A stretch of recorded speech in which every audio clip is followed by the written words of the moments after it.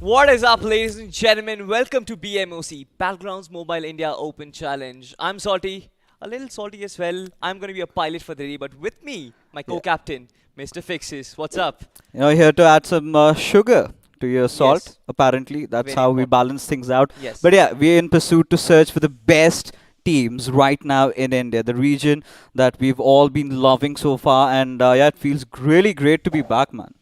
absolutely. We are also in pursuit of our third co-captain, who is still coming from office, by the Oh way. yeah, he is quite inspired from Gully Boy, right? Yeah, yeah, So yeah. a job where he's got to go to the office and then come back and cast along. Yeah, he's gonna be here in just a wee while, but apparently, I think our long search finally ends here, the first day of the first round, Yeah. and it all comes down to this, right? I mean, the teams that were grinding it along, 512 teams Yes. apparently have been chosen. So that's something that I'm really looking forward to because I've always been that advocate, for spotting new talents up here and they're here right now. It feels great, I must Absolutely. say. I always believe that new talent is probably the most important in the community. Yeah. You have your big stars, you have your inspirations, you have your idols as well. But the new talents, they keep it exciting. And they're the ones who kind of set new standards. They're the ones who challenge the skill ceiling every single day. And that is one of the reasons why I'm so personally excited of BMOC, because this is where you've got 512 new teams coming in, and they're gonna just add that little extra salt. Like I love to say that, that like little extra masala. But you know what I am really looking forward to is the hunger. How willing are you to go out there and put your bodies on the line, take those risks, make those plays for which you are going to be iconic, right? We've got so many good new teams coming up, so much in store. I'm just getting stoked all the way along. Absolutely. Ladies and gentlemen, we'll have a look at the format Yeah. right about now. But this is round one fixes, and this is where most of the teams are going to compete. You can see right on your screens, ladies and gentlemen. Round one, we've got 512 teams competing. Of course, most of them will be off stream, few of them will be streamed live. Fixes take us over from round two itself. So, of course, I mean, it's going to be really brutal right from the very start. 512 teams slashed instantly, 256 remain, Exactly. and then on, it keeps on reducing. But of course, we're going to talk about that a little later because today's day is all about the round one, right? We do have, I believe, teams from Group 5 who are going to be competing with Yep. us, right? So, we're going to have 5 games, and the top 8, they're only going to make the cut, right? So, we've got to see who are those well, worthy 8 teams, if not lucky 8 teams, because sometimes you can tend to have the Yeah. blessings of the circle, but you really gotta keep your mind very calm and composed. This is such a big game and could be the biggest day probably of few of the players' life. So it's all on the line. Let's see what they're up to. Exactly, but we're going to look at what is at stake for all these players. We're going to have a look at the BMPS format, ladies and gentlemen. As you all know, we are going to transition from Battlegrounds Mobile India Open Challenge to the Battlegrounds Mobile India Pro Series BMPS. This is the big deal, Fixes. Just explain to our audience what this exactly is. Now, of course, it's like a stepping stone, right? Yeah. You play well over here. You're going into the BMPS where you've got invited teams along coming along with you, and you're battling it out against the best. Now, you were treating them as your idols, right? You've Absolutely. been learning your art, you've been learning your game, but now this is where you're going against them. Now, what is that X factor that you need? Like I've said it, that hunger, that literal thirst to go out there and win it all. And I believe, I have this little bit of a hunch that this time we're gonna have a new champion. New champion. There you have, ladies and gentlemen. Expert opinion, new champion. But then again, it's very important for us to know what is going to take us from BMOC to BMPS. What is that stepping stone? That is going to be the point system, right? Yeah. The points take you from every single game. We've talked about it. We've got 5 important games to be played today. Each of them will be decided with this. Obviously, this is very default. First placement, 15 points. Second one gets 12. Third one gets 10. This is very basic. Each finish equals 1 point. Fixes. What do you think? Placement points more important or kill? Right now, considering how the meta has been panning out, you've got to make sure you've got that perfect balance between your finishes and your possession points, right? So you've got to somehow draw the line. How much is enough for you? But considering the fact that we just have 5 matches, and then anything can change, right? You might be the team maybe at the very bottom of things, and the next moment you get a chicken dinner and you're on the very top. You never know how tumultuous you can really get. But yeah, I think I'm really waiting for it. Absolutely. We have the schedule for today on your screens, ladies and gentlemen. Match 1 is going to start about in a few minutes, 5:07. It is going to be played on Erangel. Next one, we move on Miramar. Third one, I guess we played on Sanhok. Yes, we played on Sanhok. Fourth one, we again played on Miramar. And of course, we come back to our home, that is Erangel. We've got 2 Erangel and 2 Miramar games. Yeah. I feel like the teams are very comfortable, especially when they're playing at such a big stage. Probably for a lot of these players, it will be the first time in their life. So I feel like playing at home gives you that sort of an edge, doesn't it? Of course, with Erangel, it's like the circle of life, right? What goes around comes around. So it's been a tradition that every single time we start off with Erangel, we usually end up with Erangel. And that being one of the, like I said, a bread and butter map of every aspiring BGMI player, right? Yeah. Of course. But then again, when you're talking about 2 Miramars in a day, now that completely changes the equation off. But with Sanhok, I have my own issues, of course, with the map, because players just tend to you. get to, a lot of healing battles, which we are going to talk about Yeah. a little bit later. But considering the first map of Erangel, it's going to be very important that you are sort of respecting the circle. Now it's going to be interesting because these are all unknown teams that we have in the fray, right? Exactly. They're all coming out. We do not know who goes up against who. Do we have drop collisions, or do we have some early vehicle fights going on? Anything could possibly happen. It's basically like we're coming with a clean slate, Yeah. and it's just about to get colored. The entire blank canvas filled with a splash of beautiful, beautiful colors of all these teams. That is where it all comes out to be, and I think it's going to be a really beautiful picture. All right, ladies and gentlemen, wonderfully explained by Fixtures, but now it's time for some action. The first match is getting ready. Get set, go, ladies and gentlemen, because the first match starts. Erangel is going to be up front. You've got all these teams battling it out. You've got Retribution, you've got Fate, you've got Last Level Official, Team Strawwarts, I guess, if I'm not mistaken. Jungle Official is a name that I recognize. Fixtures, you want to take over from here? Yeah, I mean, Jungle Official has been one of the very prominent names ever since, we've been playing BGMI. Of course, they've got a huge, huge roster. Of course, one of their main lineups Yeah. is out here to perform. But there's some really beautiful logos right out there. I mean, if you've got to pick a team, then which one would it be? Who do you think are going to be getting the first chicken? I'm a really big fan of minimalistic logos and archery sports. They really stand out. I'm not gonna lie, I feel like it looks like a bow and arrow, which sort of kind of is synonymous to the name Archer, and then it Yeah. also kind of goes for the A as well. So I'm gonna root for archery sports, but what do you think, Fixes? Which is your team before we get into the game? Or rather, I'll ask it to you just after a few seconds.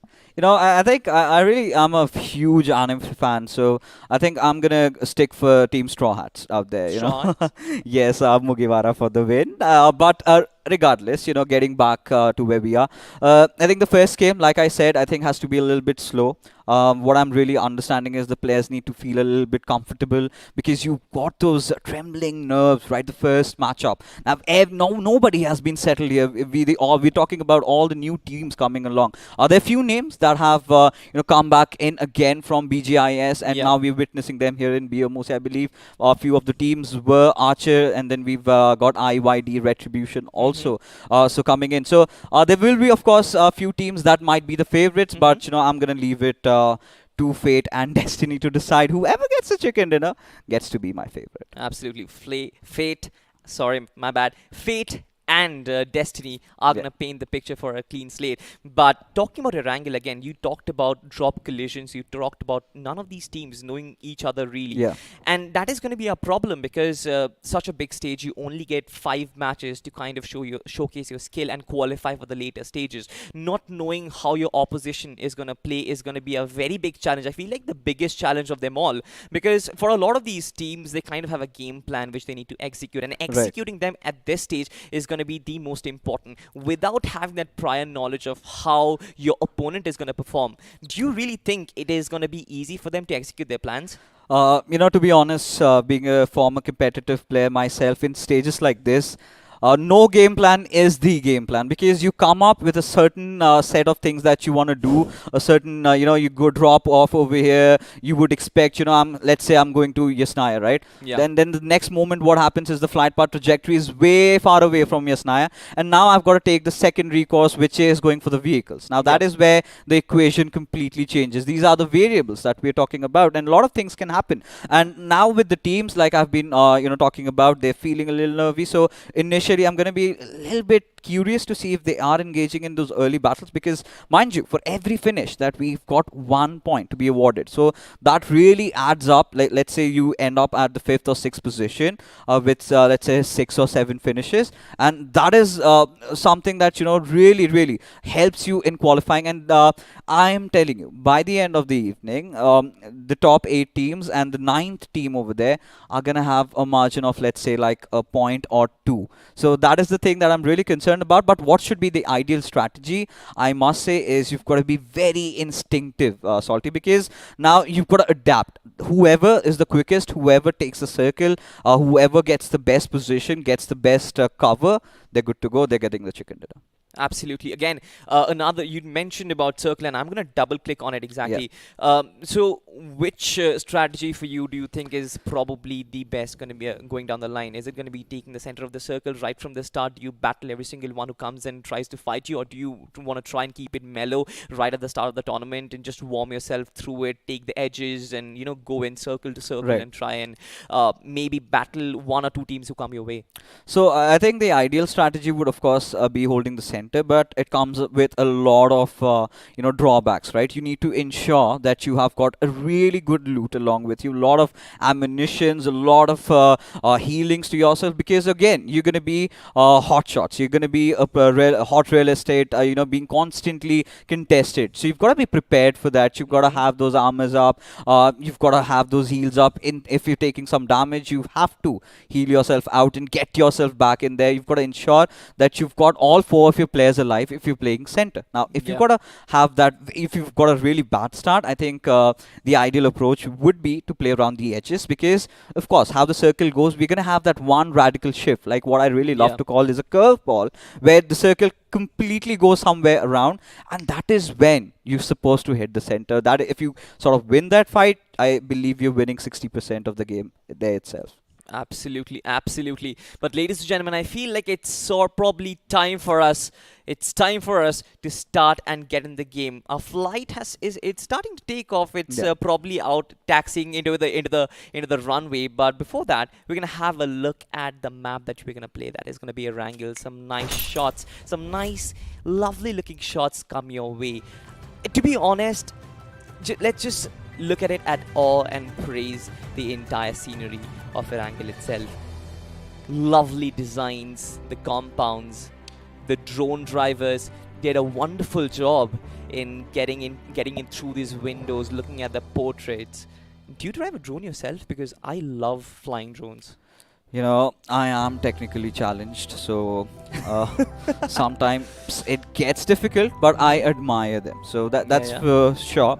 I would appreciate you be the one who takes the drone shots and everything, and I'm the one who posts it around and takes the credit for it. No, And I'm more like a pilot. The plane that you see. I would rather fly the plane and Uh, take our players down. I'm the having trust issues already. But- I really am. I mean, you see, you if know- your co-pilot doesn't trust you, that's probably the worst thing. But fine, that is it. I'm taking a leap of faith here, Salty. You've got to at least back upon me with that. I mean, come on. We've never done this before, and suddenly I'm putting my life on the line, for Christ's sake. But yeah, of course, getting back. The first game, it's going to be really interesting where the trajectory heads on, and that is where we see the massive spread, right? There also might be situations where teams kind of deviate from their usual drop locations and sort of adjust and adapt themselves into a whole different drop area, which completely changes the meta and how you approach the game. But that being said, I think the voice in my head says that we're going to get started off with the game pretty soon, with Yeah. us taking it up to the skies. Are you Absolutely. prepared for that? Absolutely. The announcement have been made in the airport and all our players are actually boarding the flight. In fact, the flight in itself has probably already taken off. Ladies and gentlemen, I am Salty. I'm going to be your pilot for the day. With me, my co-pilot is going to give us the weather report as well as the flight trajectory. The first match of BMOC. Let's get it ready. All right. So from what I can really feel, the flight path trajectory, it's heading all the way from shooting range up to Milta Pass. So the teams that tend to drop across, let's say Quarry, you've got Katka, you've got Feripet, you've got Primorsk, they have got a lot of hustling to do. You've got to make sure that you know where the exact vehicle spawns are. Head over there, get your vehicles, get done, and you've got to even focus on the timings, right? That really comes down to where the circle gets formed. Now, from what I can see from this flight path trajectory, I really feel that it's going to be a western default Gatka circle. Could be anything, really could be anything. But I would love to get surprised if we start off with a southern one. But what about you? Where do you want the circle to form? I'm Salty, so I'm probably going to looking for a water circle towards the end of Primox. Let all these players struggle. Around Primorsk. I mean, that's too much to ask for, but have you given your offerings? Now, that is something that we do before the start of the show. We offer something to the BGMI god so that, they can grant us our wishes, our desirable circles. But we do have a few teams taking the drop already, and there you go, have it.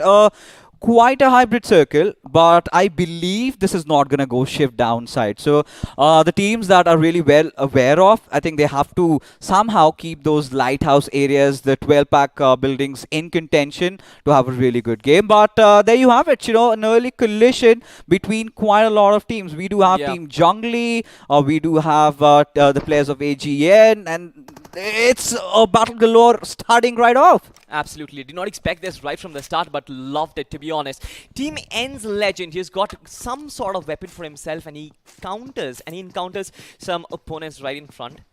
Obviously, does not take his shots. I think these players are going to scavenge for some loot right from the get-go. There's no point in trying to get into this fight so early. You just saw the scene from Yasnaya where there were like more than 3 or 4 teams in one location. You probably want to regroup and try and get yourself a good loot with your teammates and then engage into fights. This is quite astonishing because, of course, Team Noxious already under heavy fire as Device opens it up. It's first blood being drawn over here as, of course, Burnex official, another known name in the community, and they start off big. So this is really going to help their purpose because, of course, starting off getting that finish, so sort of settle down on your nerves, right? So yeah, I think for Burnex official, it's a really good start. But what I really wanted to point out is there's a huge cluster around the northeastern area. So now we're going to witness a lot of early fights while the teams are trying to rotate, and I'm surely going to assume that they're not going to have a lot of loot. Probably Team NX, they are looking to head back, probably regroup. They are quite isolated though, and that is something which led to that finish happening right from the start of it all. But Straw Hats currently once again, I feel like the fight in Yasnaya, which at one point was looking inevitable, wouldn't really happen anymore because you've got such a big territory. All these teams would have their escape strategy or their exit plans ready with their vehicles and everything. But what is your call on it? Of course, I have been one of the players that competitively used to drop over at Yasnaya. So the biggest challenge in Yasnaya is finding vehicles, right? You do not have a lot of spawns, right? There's one garage around the apartments and either one around the God building or what I like to call the hospital. Or if not there, you've got to completely go sideways towards the eastern side where you have one of the other vehicle spawns in the garage onto its at Eastern Squad House. So that's going to be really interesting considering when two teams do tend to drop off. It's very important that you have that vehicle control, and that is something I believe Team Jungly have done for themselves. And it's just not 2 teams that we're talking about. It's 3 teams at Chishnaya. Pardon me, it's 4. What on earth is Stark doing? Has he lost his way? I'm not even sure because I don't see his contemporaries. It's only him over there surrounded by 3 or 4 teams. Probably not the best place to be in. But I guess if he tries and keeps himself low, then maybe he will find a way out of that position. But anyway, I was taken aback by one particular name that struck me. Jungly Husky. Wow. All right. I mean, I did not know how to... describe that, but yeah, it is what we take it, right? I'm Fixis, you Salty. It's all right. I mean, he can have whatever name he wants, and we're not gonna judge as long as he's abiding by the rules. But here we have, his teammate Saga, apparently last level official. It's gonna be interesting.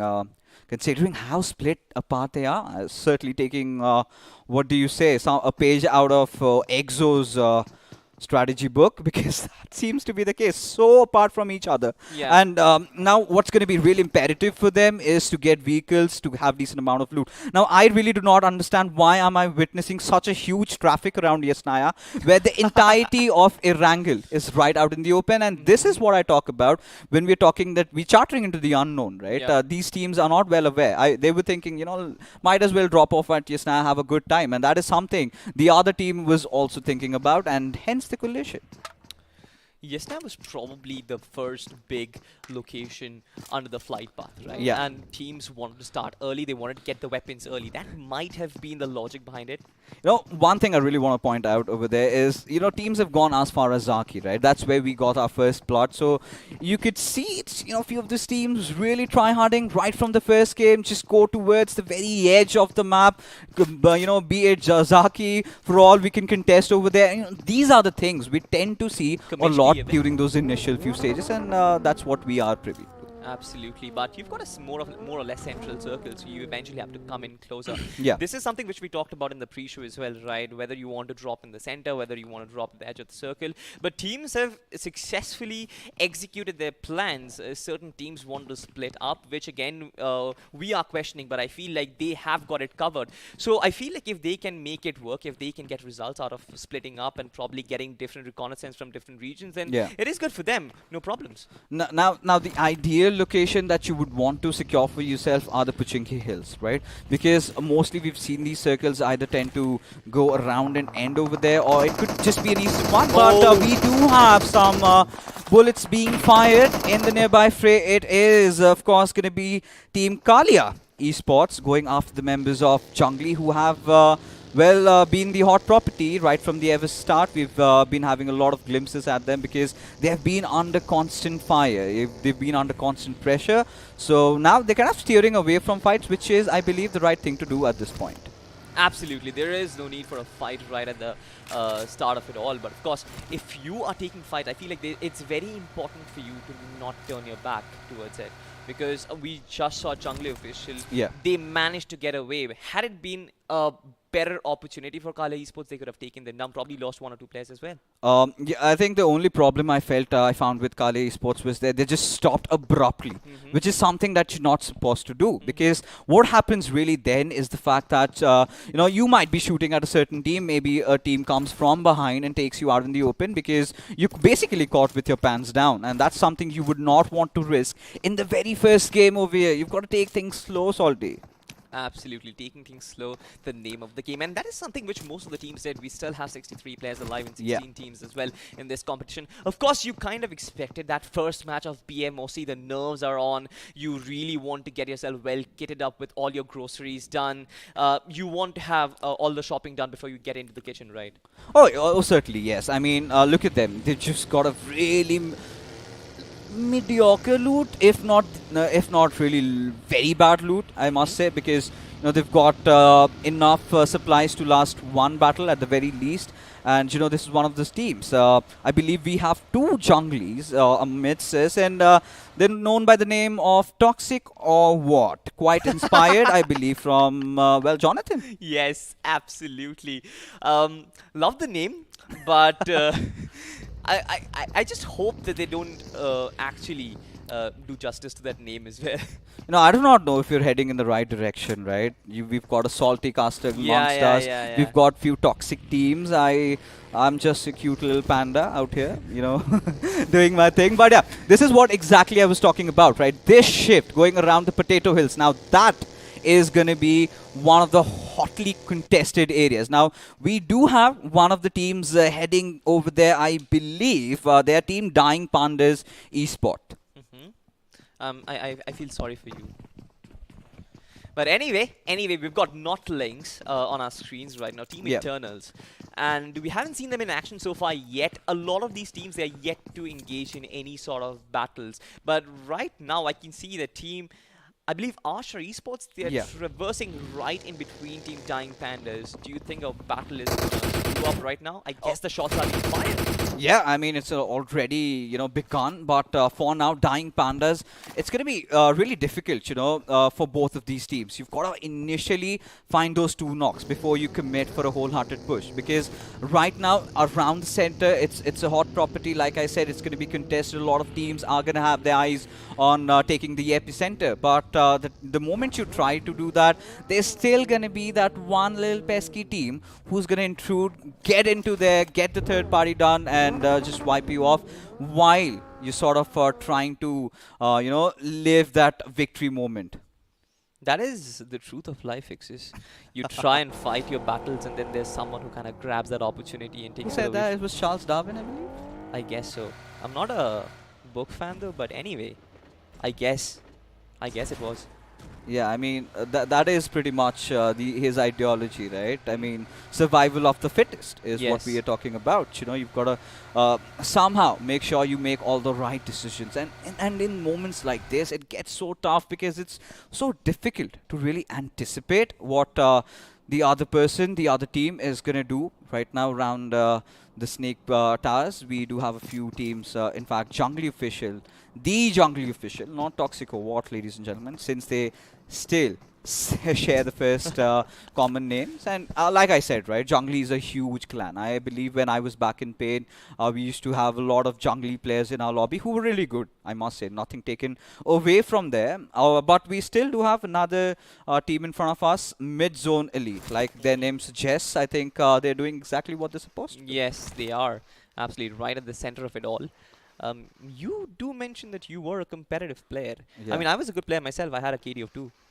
All right. I mean, if a KD of 4 works, then it's fine. But at a certain point, for the competitive players, KDs did not matter. It was like back in season 1 or 2, we used to tend to do that. That is where we used to judge players. I'm sure one of my friends who's pretty much watching this broadcast experiment, he's gonna get really nosy about it. We've got that little bittersweet love story going on. But all right. Right from the very beginning, we do have not just 1 but 2 airdrops, and ooh la la, the AWM and the Mark 14, a weapon that I believe has been forged by the devil himself. I mean, that is as deadly because just after the first shot, you get blinded. You do not hear the next few shots of MK14. I do not know why, but it is there, so I'm gonna just tell that. That place. Yeah. I'm not really sure if the teams are going to go for the drops though. I feel like that there is an element of risk involved. Yeah. And if the teams have done the SWOT analysis regarding, but Asher Esports, they've actually spotted some players. They're moving towards them, trying to get into the fight. But ladies and gentlemen, elsewhere we have some other fight going in. Someone actually rushes in. This is Team KO. Angur gets the first knock, gets the finish for himself as well, does justice to it. Grenades being cooked. Team KO, can they fight back, Fixes? What do you think? Nice grenade! Explodes both of them. Perfect stuff, but there is a counter-attack coming in. Oh yeah, I mean, Sandy George is chiming in from the back lines as Team Faith needs to push in tandem, which they exactly do, as Angu RX makes sure he gets that final finish. With that, Team Faith annihilates the first squad inside the lobby. KO Retribution are sent right back to the server. Now this is where, this is where Team Panicless Official can chime in. This is where, they can cause a little bit of trouble, and I really thought they're going to capitalize, but like I said, it's going to be very, very important you sort of hold on towards the Pochinki Hills. Now, I'm not going to brag about me being a fortune teller, but sometimes, it turns out true. He's up on your side, but is she on the side of Team IYD Retribution? Let's find out. Zero already spotting the players, spraying them down. I guess one player is knocked out. Yes, one player is, but there is a third party happening. Oh, IYD, man. Retribution, they're showing some good reflexes, but OP, they cannot are surrounded over there. Dying Pandas, they've got to make sure they lob a few smokes here and there. They need to secure that finish on towards Haraku, which apparently, I believe, has been stolen by Immortal over there. So somewhere down the line, IYD finding that perfect flank. Try to take a few shots, but now for the Dying Pandas, what's going to be the first thing in their mind is going to try and get Paul back up. Absolutely, but Zero is taking on a very risky move, and this is exactly the risk that I was talking about, the potential for a flank. He's practically half breathing at this point. Team Last on the other side is also engaging in a fight, but we're going to focus on what's on our screens right now. You can see Team IYD, they've completely surrounded Team Dying Pandas. It seems like their name is actually coming true right now. Commando IGL needs to step up. Every one of these players are surrounding him. 4 players in 4 directions. The land is burning, the floor is lava, whereas most of the players, they're just waiting to take on their prey so far. Oh no. Oh, poor guy. Poor guy gets burned down by his own Molotov. And this is where Team Dying Pandas once again start living. Zero on the counter. He gets a knock for himself and would probably go for the finish. Nice work done. 2 players down. He's going to get his own backup. And good recovery from Team IYD. I kind of thought that they would lose it at that point. By the skin of their teeth. I must tell you that. Because honestly, what their initial intention was to have a barbecue session out there. Hence the Molotovs. And I really thought that they were going to get burned to crisp. But they had a little bit of a corner for themselves. And IYD, a really valiant effort over there, and they just, went in, were kind of fearless, even after one of their players got knocked out, did not really stop with the push. And the only fallacy that I could spot with the Dying Pandas were they were not at the same page, right? 2 of the players were just spraying to hold on to their dear life, while the other one was trying to resurrect his fallen comrade, as a result of which the Dying Pandas have had a really tough time. Still in the mix though. But for now, I mean, what's really important is the circle has again taken a shift towards the eastern side, where, IYD Retribution hold a really good spot. You've got a little bit of an altitude to play around with, a little bit of a high ground advantage, and you're kind of steering away from the pack. Now, this is where a lot of teams are sort of playing the edge game, but the players over here from Toxic Watch pushing it long, would try to connect the shots with the AKM, and eventually Bali EOP gets the better out of Dying Pandas, and that is where the Pandas fall. And that's not where the action stops, as we do have the players of Jungle just charging indirect at the players of Panicless Official, and they are gonna wipe the life out of them. Absolutely well done, Jungly Official, as they get their first finishes for themselves. Of course, Husky OP is knocked out. He needs to be revived, of course. They've lost a player as well. So 3-man strong. I feel like this region, this entire region, it is completely laden with teams. And surviving or probably holding on to a compound for too long might be deadly for them. You can also see Team PL on the periphery. I'm not really sure if they're going to push Jungly or no, but certainly it doesn't look safe for any of these squads that are here, to be honest. Because this is just the 4 circle fixes. Yeah, of course. I mean, again, we're kind of like coming down to the point where teams are going to start to congregate at one particular spot. But for Panicless Official, I really felt that Jungly should have pushed over them right now. That was the cue. And considering they had that knock, when you know that you've already taken 2 players out, I think Jungly's initial approach right now throughout the game is going to be try and play it as much safe as they possibly can. Because I think the only reason why they did not really push is because they were kind of scared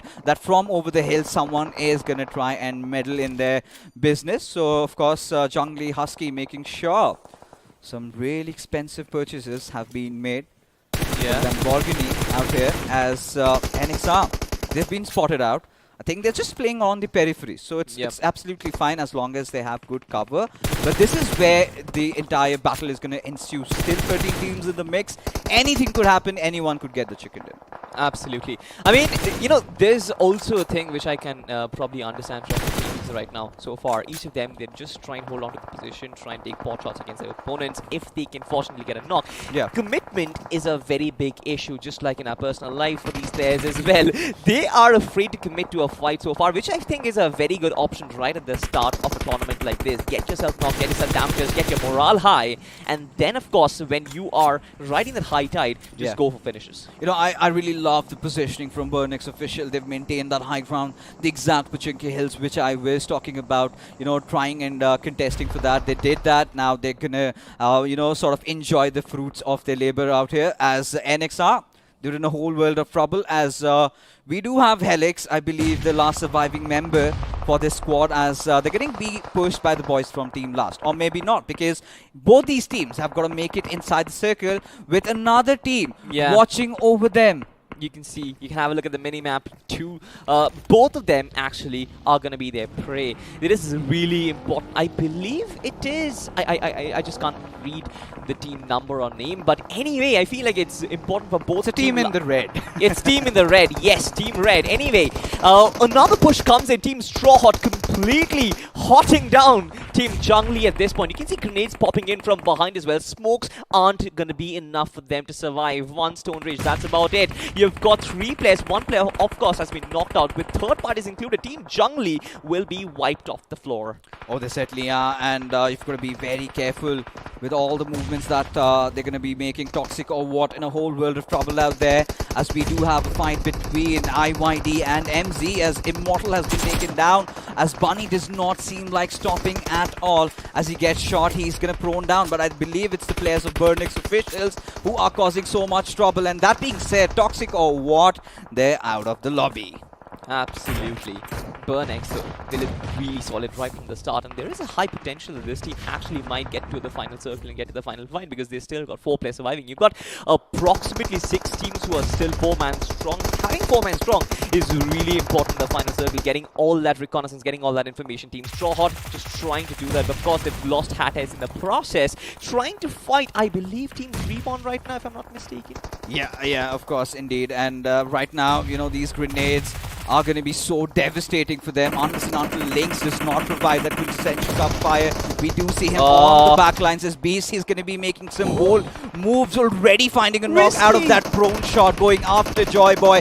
Is he actually going to be able to pull off this clutch, as time is going to tell, as finally he's got some backup from his teammates, as they've got to push in tandem. Then they are doing exactly that. But there you go, he gets taken down as Jeju also falls, as Joy Boy somehow keeping the Straw Hats still in contention. Absolutely wonderful stuff by this man, Joy Boy. There was support coming in. I probably thought that Jay had some sort of cover as well as a support player as well, but he took down both of them instantly. Notlink, of course, has been resurrected. He has a teammate available as well. This 2v2 fight is turning out to be a really big affair.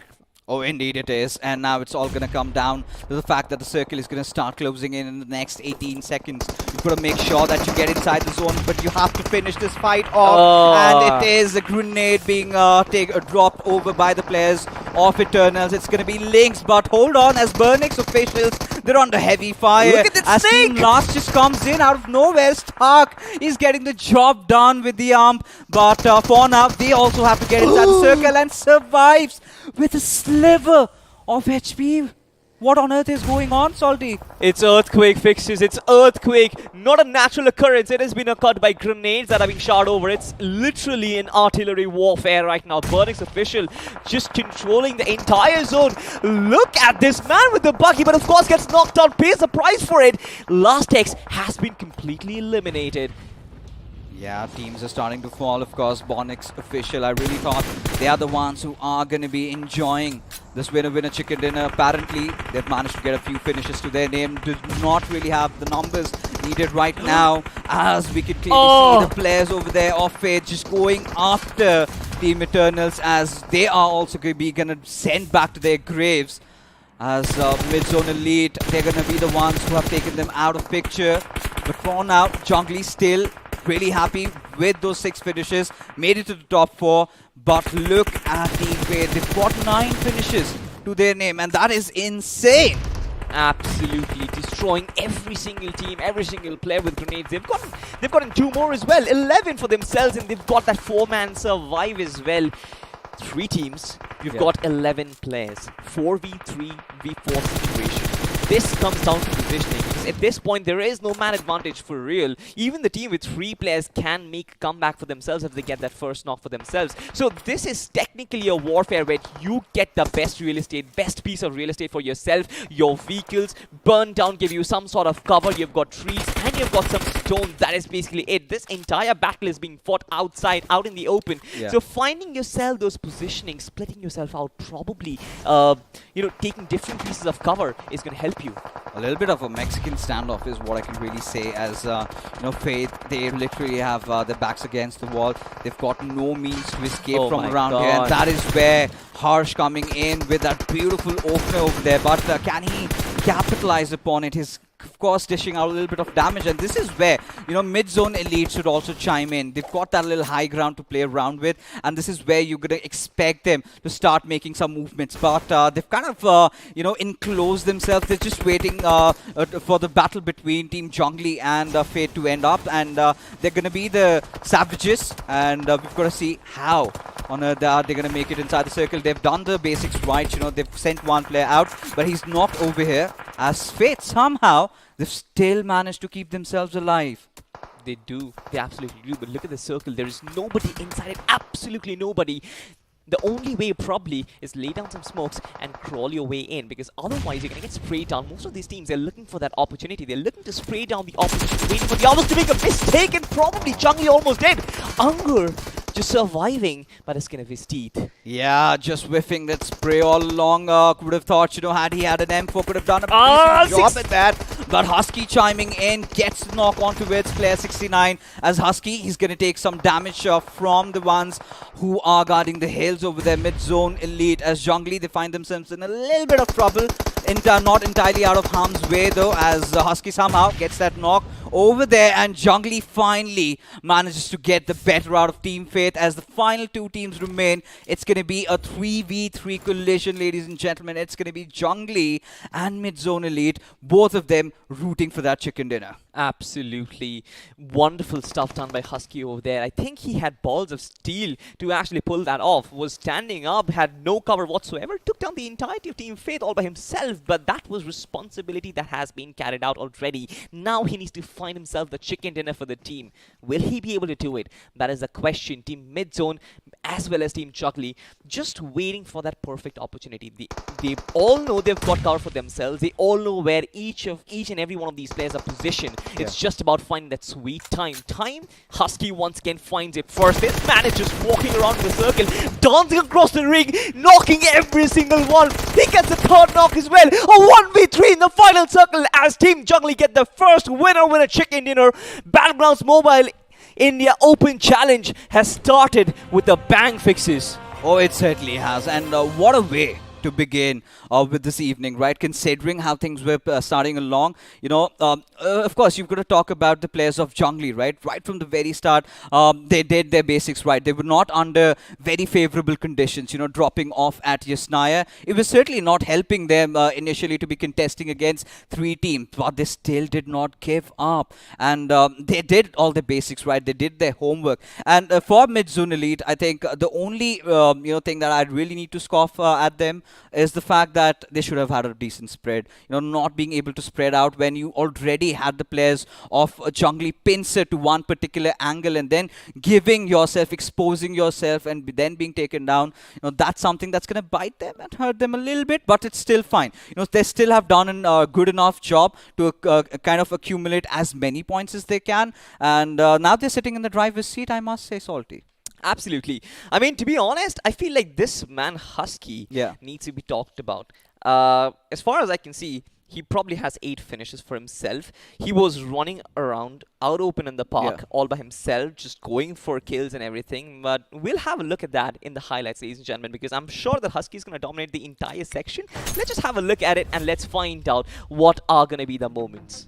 Yeah, of course. I mean, it started off really, in a weird manner. The first fight out of everywhere on planet Earth did happen in Zaki, for all reasons whatsoever. But yeah, I think this shift was pretty standard, I must say, because this is something we were anticipating, the circle finally just panning down to the Pochinki Hills, right? This is one of those ideal circles. And for Jungly, I really felt, I was a little bit worried about them because they were on the lower grounds. They were the ones who were in the midst of all those fights out there, and they still eventually emerged as the conquerors inside the lobby, with Husky being one of my absolute favorite players. The cojones on this one lad, the will, the urge, the hunger, that is what we were talking about. That was clearly visible from his side. You remember, I kind of specifically mentioned the name Jungly Husky right at the start of it all. That name kind of stood out to me. You were mentioning you were a fortune teller. I guess I need to take that tag away from you. But Yeah. anyway, we had some crazy moments, but most of them involved grenades. And I feel like that is going to be a way forward for most of these teams. Because, see, with probably 4 or 5 quadrangles happening, with a lot of teams fighting each other simultaneously, I feel like gun duels, of course, are going to be there, but grenades are going to be the most important thing moving forward, especially when you don't really know your other team's plans. I think grenades are the way to go whenever you're playing the third person perspective mode, right? Because, of course, you do not know where the other person is, but you for sure know that he's somewhere inside that little compound, Yeah. or maybe behind that rock. Instead of exposing your entire body, just lob a grenade, and that gets your job done. And as a result of which, we're witnessing a lot of competitive players, of the upper echelon, kind of carry 5 or 6 frag grenades. So that certainly helps them getting a lot of finishes to their names. But yeah, of course, take a look at the highlights. I really loved what Team Straw Hats were doing, especially Joy Boy, showing me some signs of hope that, yeah, Strawbacks can get back into the mix. But it's still, again, we can't really be very critical from the very start. It's still those nervy affairs for all these teams, Exactly. They've learned, where the lobs to drop and what is the next recourse are they going to take. But, that's going to be for later, because that's the next Erangel is going to be pretty much at the last. But from this first entire game, it was pretty nice. The pacing was really nice. Towards the end, that is where we saw the majority of the fights just break around, and that's with every BGMI game that we do tend to see competitively. So I think I loved what I saw. Absolutely. I feel like these teams have got a lot to offer, especially for the remaining 4 games that still remain for us, Yeah. ladies and gentlemen. But of course, there's a lot of action that is going on your screen as well. Burnix Official, this team kind of stood out for me as well. There are a few teams which I'm looking forward to. You can name them probably Team Faith. You can probably name the Team Burnix. Of course, most of these teams, they have an opportunity to kind of make a comeback because it's just been one game and you can overturn it with a few kills and a chicken dinner in the next one as well. But speaking of initial performances, speaking of initial impressions, I feel like few teams have really impressed. I'm probably sure most of the audience is going to agree as well.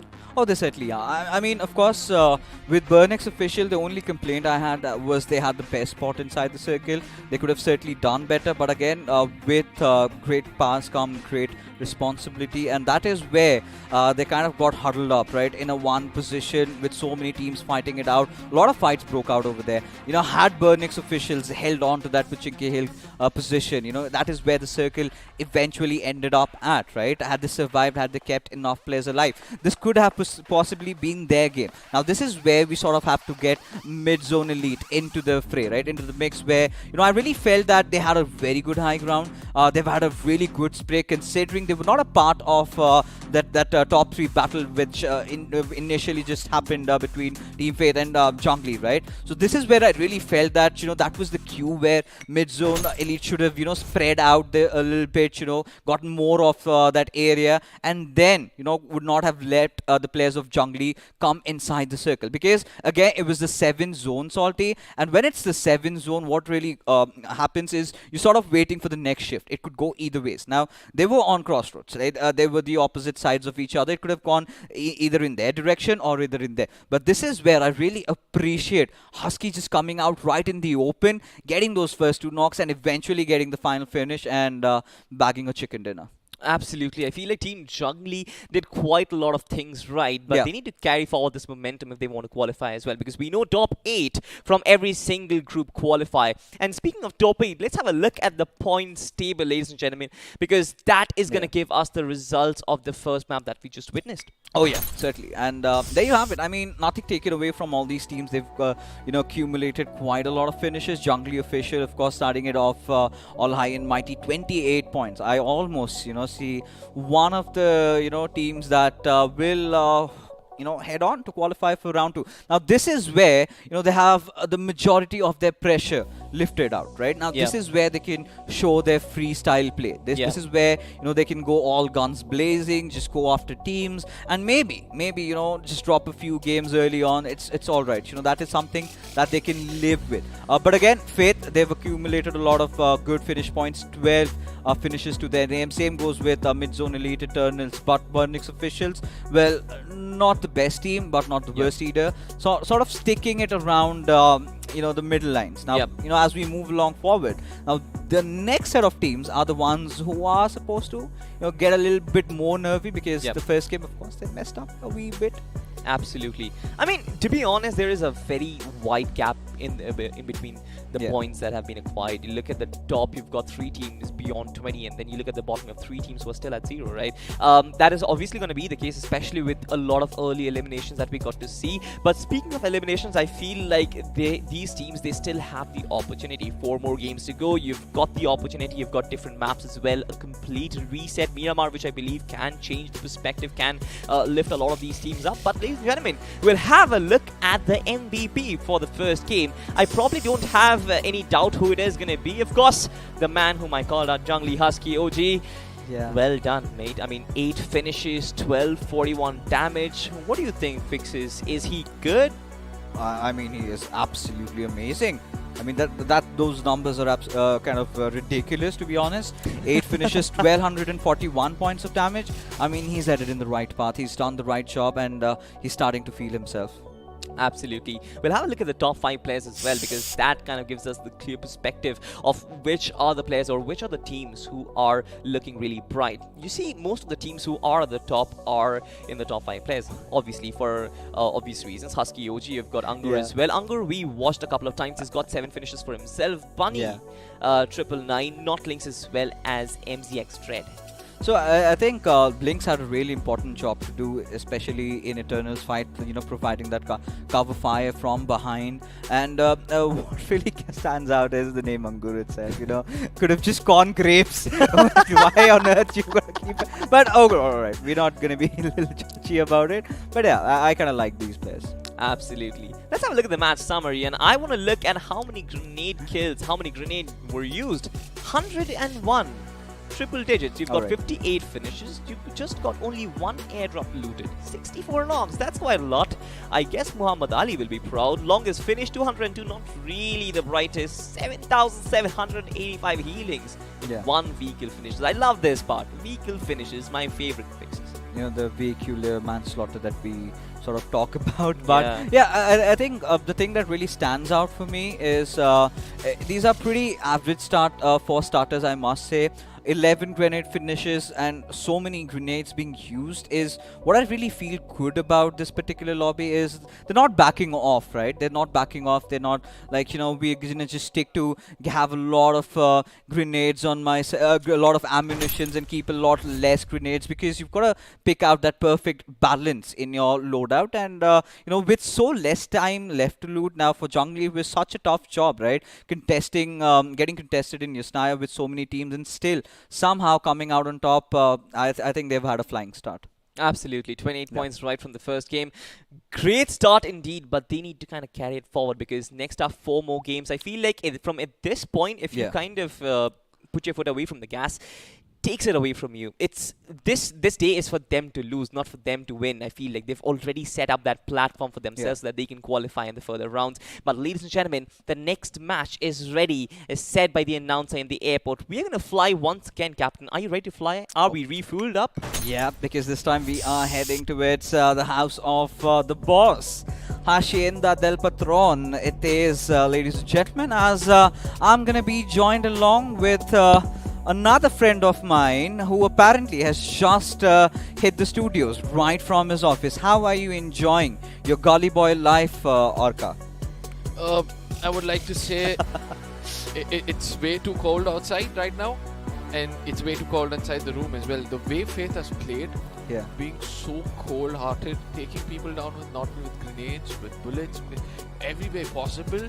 I believe that, I'm geared up right now. I'm literally geared up to see what's going to happen in the second game, because the first game was all about reading your enemies, and the second game is where you come back and give or take revenge. It's all about retribution. So I'm looking forward to see what's going to happen next. Oh, certainly, for sure. I mean, of course, we're going to have the temperature raised a little bit since we're heading off towards Miramar. And again, it's uncharted territory. We really do not know what's waiting for us in the deserts, right? It could be possibly anything. And, pick a location. Do you think think we're gonna have a initial fight around San Martin, or is it somewhere around Picado? Los Leones, any given day. Oh, Because you're the Los Leones guy. yeah. It's not like I am the Los Leones guy. It's just I've been made sure that I learn this word so much that even in my sleep, when somebody says Miramar, I wake up like Los Leones.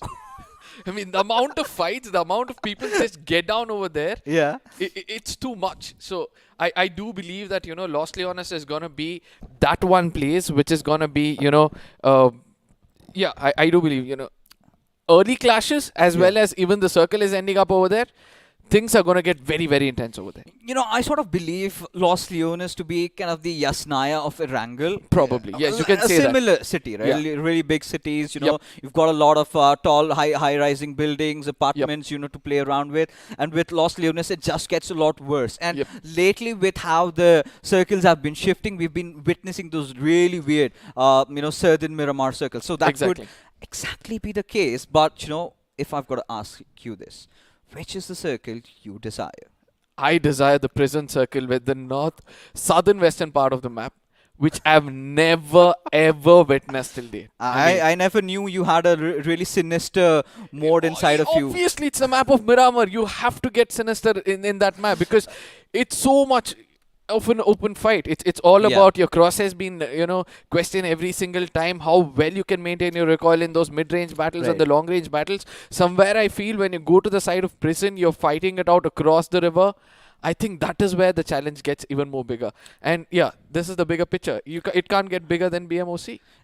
One thing quite similar with you and Salty. You really dream big. He wanted a Primos circle. Now you wanted a prison circle. And let's just head in directly. I've got the voice in my head says that we are yet to start. We are ready. So, of course, I took that leap of faith in trusting Salty being the pilot. So what about you, Arka? Do you believe in me enough to, let me? I believe in you. I very much believe in you. That's the sweetest thing. Because experience is better than anything. You can buy anything in this world, but not experience is what I've heard all my life. See, I've done a lot of casting, but handling a flight, that's a rather difficult and a much more tedious job. But I'm gonna take my chances at it. Yep. And we have technology, right? We can set it on absolutely. autopilot, so that could happen. As looking at these amazing high-rise apartments back in Picado again. This used to be one of my favorite places, right? Yeah, and, yeah. I agree on this. San Martin took away that accolade, but yeah, I think how do you feel about Picado not really being a hot drop anymore? I mean, it's just that maybe one team dropping off over there. We do not. Maybe in classic lobbies, yeah, you get a few teams around the arenas, casinos, but in competitive lobbies, Picado doesn't really get contested. What is your take? It's coherent thinking, right? Everybody wants to have ample amount of loot when it comes to the map of Miramar. They want to have enough number of bullets in their backpack so that every time they go in for a spray and they not meet in somebody in their crosshairs, they still want to continue spraying to check whether they get that initial knock or probably convert that to a kill. So I do believe that that is where Picado falls back. One other place which I love the most when it comes to the map of Miramar is obviously gonna be water treatment place, because that is one place where you have this gigantic drums is what I would like to call them. That one place can actually bring out the potential of a lot of people who use throwables as well as those people who tend to rotate. And look at the flight path as we speak, all these things. It's just dissecting the map right to the center. And what do you have to say about that? You are quite a fortune teller. So I believe I do have a little bit of a competition over here, ladies and gentlemen, as yes, rightfully pointed by Arka, we're heading all the way from La Cubreria towards Chumasera. And like you said, the map getting dissected almost into two halves. But I think this is one of those flight path trajectories that a lot of teams are going to enjoy, because you already have all your favorite drop locations coming in. What else could you ask for? Only for the team that kind of heads off all the way along towards maybe El Azhar or Campo Militar is going to have a little bit of trouble. But for everyone else, it's a good drop. Absolutely. Now, this is the point where I would like to see whether still people will depend on going to Los Leones, right? Yeah. That was the big question we were asking out one another, which is that one place which is going to be contested all the time. But for now, on the northern side of the map, junglies are thinking otherwise and going to the northern side of the map completely. Probably they're trying to go towards ruins, if I'm not wrong. I don't think they're stopping anywhere close by where the flight paths are started. I think, we've got two junglies this time, right? One goes by the name of Toxic or what, and then we've got another jungly. So, one of them is going towards El Pozo. Either ways, both the teams have, dropped over on the western side, or rather the northwestern side. But what I'm really interested is the circle. But finally, my wishes have been granted. It is a default Miramar circle around the Picado Hills. But we do have a little bit of a, clash in the epicenter, right in the hearts of Picado. I'm really excited to see which are those two teams. And I think one of them is Burnix official. For sure. Yes. I would like to agree with you on that. But at the same time, I really want to point out one thing over here. In the map of Erangel, all the teams wanted to go to the corners of the maps. Yeah. And in the map of Miramar, everybody are tending to stay to the center of the map. So, yeah, Eternals is going to be one other teams which have accompanied them over there. Yeah. So, this fight is going to get intense. Burnex, on the other side, have burned themselves previously in the previous game. They burned themselves bad. So, this time, I would like to see whether they can take the heat to the opponents or they're going to retain it for themselves. Pretty interesting considering we've got two really amazing teams just battling it off right from the very get-go. Now, this is where, if you take it from an analytical perspective, we've got Eternals dropping around the arena. Then we do have the other team, right, Burnix officials. They've taken control over the casino, and I'm pretty sure they're going to head around the motel as Beast is going to make sure he keeps himself hydrated. Yep. But not just in one, the deserts. but 10 energy drinks. Yeah, he does believe in boosting himself every single time he's going out. Probably he's the punching bag, and that is why he wants to keep himself boosted as he walks out in the open. Tries to, in the map of Miramar, this is for sure, right? Yeah. The only way for you to make an enemy's location be revealed is going and becoming a punching bag. Do you agree on this point? For me right now in this particular situation, I've got to say, a few of these things, a little bit out of context, so I'm sorry for that. But, I really felt that Burnix officials, considering the fact that they've taken over casino, I really thought that they're going to go for that god building, right around that southern side and take over the high ground. Because, again, in Miramar, it is so imperative that you have the high ground to yourself. And them just banking along the motel and the casino, this is where you're giving room and space for the players of Eternals to eventually sort of, go over and take over the high-rise buildings, the red buildings, and then eventually just from the edges, if they can get control over that god buildings, it's going to be such a tough escape for Burnix. Absolutely. Now, if somebody is looking out for finally coaches, they've done that. They've done that. Yeah, exactly. And ultimately, one most important thing for me to watch out in this part of the map is that this is the point where it's kind of right to the center of the circle. So they can attract a lot of attention of the other teams who are trying to rotate around this place. So once they grab attention, most of the players in the map of Miramar I've seen wants to get into a third party, grab as many finishes as possible, and then move forward. Because in the map of Miramar, finishes do matter a lot. Yeah, they certainly do. And in Miramar, we're going to witness a lot more knocks than in Erangel, right? Considering the distance that comes into play. Of course, might look like an 8x8, but Miramar feels a little bit, longer, a little bit bigger, considering that, landmass ratio. Of course, barring all those facts, for Team Eternals and for Burnix officials, they can pretty much chill for now. I really feel, however, though, Eternals should send someone over the hills, right? Someone to keep watch at the very least. Be a little sneaky guy out there, just keeping watch of all the rotations just, going on around. Because eventually, as this game progresses, you're going to have these heals being contested. And that is something that a lot of Tier 1 teams tend to do. Yeah, absolutely. Now, for me, still now, in the map of Erangel, by now we had the first blood being drawn. In the map of Miramar, we're able to see that everybody wants to play a little more mature, try to grab as many resources as possible, and then get into a fight. As we look at the side of IYD retributions at this point of time, even though they do not have the right kind of, backpack, they're just filling up with, resources such as healings. So, most of these teams are actually picking up healings first and then going in for bullet. That shows that the defensive mind is actually there rather than an aggressive one.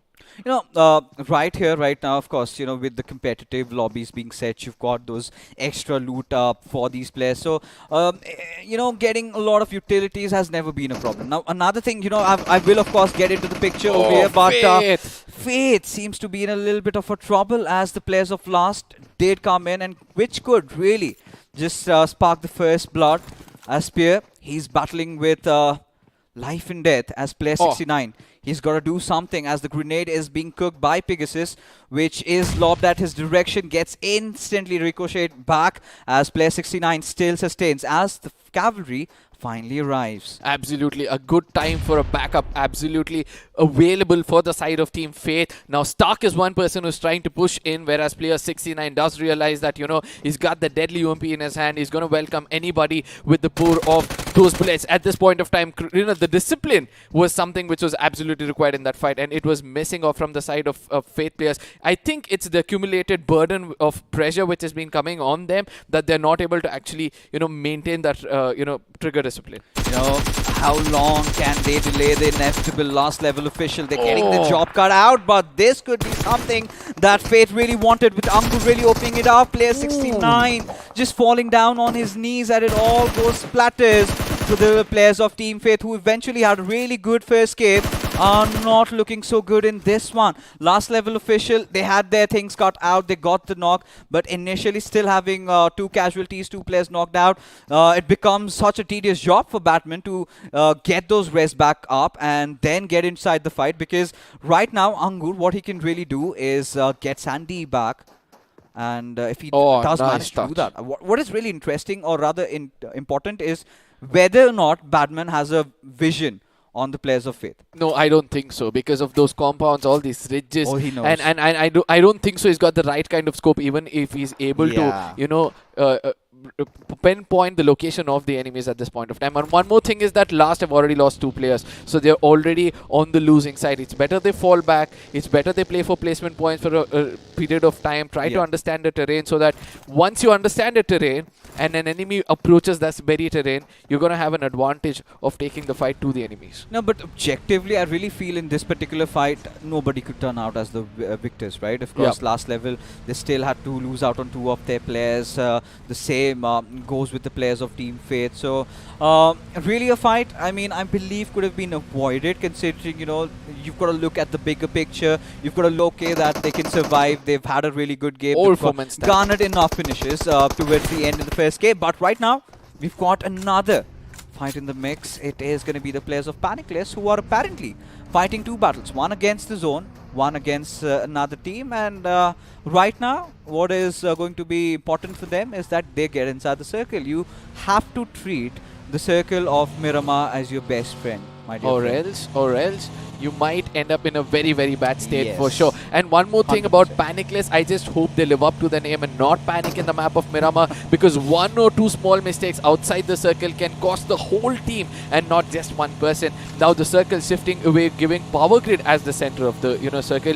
This is gonna get even more intense. Everybody wants to come take the, you know, ridges on the northern side of the you know, Power Grid, and I really want to see who's gonna take control of that one position, because if the circle tends to fall in there, they're going to have a huge advantage of it. Alright, so NXR has made a very bold move. You know, they want to contest the center right from the very start. They are heading for Power Grid, as this is the fight that we were all talking about, right? Team NXR and Straw Hat. Now, this is where it all ensues as Legend gets that first initial knock. And this is what having a high ground advantage in Miramar does you, right? You've got that altitude. Now, Luffy, he's in a whole world of trouble, right? At any particular moment, maybe Spy could just go right at him and then have a cover fire from the backlines. Would not be necessary, as that grenade has been locked, but doesn't even scratch. I think that's a very good spot to hide yourself, because right now, if the grenade had actually connected, that could have been the beginning of the end for... Yeah. Lotus might have worked, just in case you're able to land it the furthest possible, right? So, the high toss is obviously a more favorable when it comes to the map of Miramar, but ultimately look at the position is holding. No matter which toss it was, the ridge was more than enough to, you know, protect him over there. So, apart from that, it's going to be Team KE on the other side. They're looking at all these things. They can hear some, you know, fires which is happening nearby. So they would want to push in anytime. So Toxic or What and Archer Esports are the 2 teams which need to wake up in the map of Miramar. Because the first map, they couldn't perform well. If they do not continue, if they do not get some finish points or placement points over here, the burden is going to be building up. Yeah, I mean, the buck stops at them, and of course, you're gonna say that, yeah, it's just the second game of the evening. It's all right, but no, friends, as we do have another fight, rather the same fight, sort of resuming right now for us as the players of NXR just going after the players of Straw Hat, as Luffy has finally, found his makers, as the players are just going to push on. Now, this is pretty basic, right? You've managed to get 2 knocks. This is your cue where you're supposed to go in for the finishes. And, well, Team Noxious, they're rather off to a really good start. Absolutely. Now, we all know that, he was looking out for a backup. Probably in the map of Miramar, sticking together is going to be the key for any team, even though it's a very, very big terrain. Having equal distances with your teammates is going to be good. Straw Hat on the other side will lose another player as he falls down on his knees. The last guy is going to be Joy Boy. I don't know whether he's going to be surviving this because he was pretty much in the crosshairs and he has to say goodbye. And that's the end of the story for the side of Straw Hats. And then the taste of their own medicine. Yeah, the hunters getting hunted over here. Kali Esports did eventually think that, they're just going to come in, barge in, be the unfriendly neighbors and get a few finishes to their name. Certainly, to their mere surprise, they're losing out on numbers, which is again a good thing for Team Noxious because they've already gotten 3 finishes from the early start. I think Team Noxious again is one of those teams, Orca, I really believe could do fairly better. But now this is the hot property that we're talking about. NXR now contending against Team KO over here for the center. Absolutely. Now, one more important thing where I've observed players are not doing it in this professional level is trying to toss the grenade to the corner of the horizon, which you can see is the higher ground. Yeah. That is going to eventually give that bounce option to your grenade and eventually land in the pockets of the person behind the ridge itself. And if someone is able to decipher that and able to land those grenades properly, I do believe we'll be able to see more finishes with the grenades in the map of Miramar compared to the map of Erangel. I think eventually as we progress into round number 2 and round number 3, that is when we will have the teams, starting to use that, starting to do something new. But ladies and gentlemen, take a look at the shift. It's gone all the way to its power grid. So much traffic around that eastern side, and we're going to see so many battles building up right in front of us.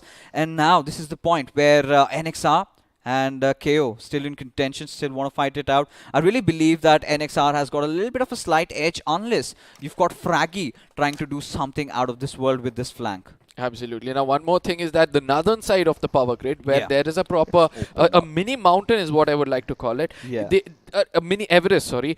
People can actually go there and try to have a bird eye view about everything in front of them. But only one team has chosen to do so, and let's see how that is going to turn out. But as of now, we'll be looking at Team NX trying to land some shots against the side of Team Reborn, if I'm not wrong. And probably it looks like from now on, it's just going to be the battle of throwables as 2 of the players are planning to fall back.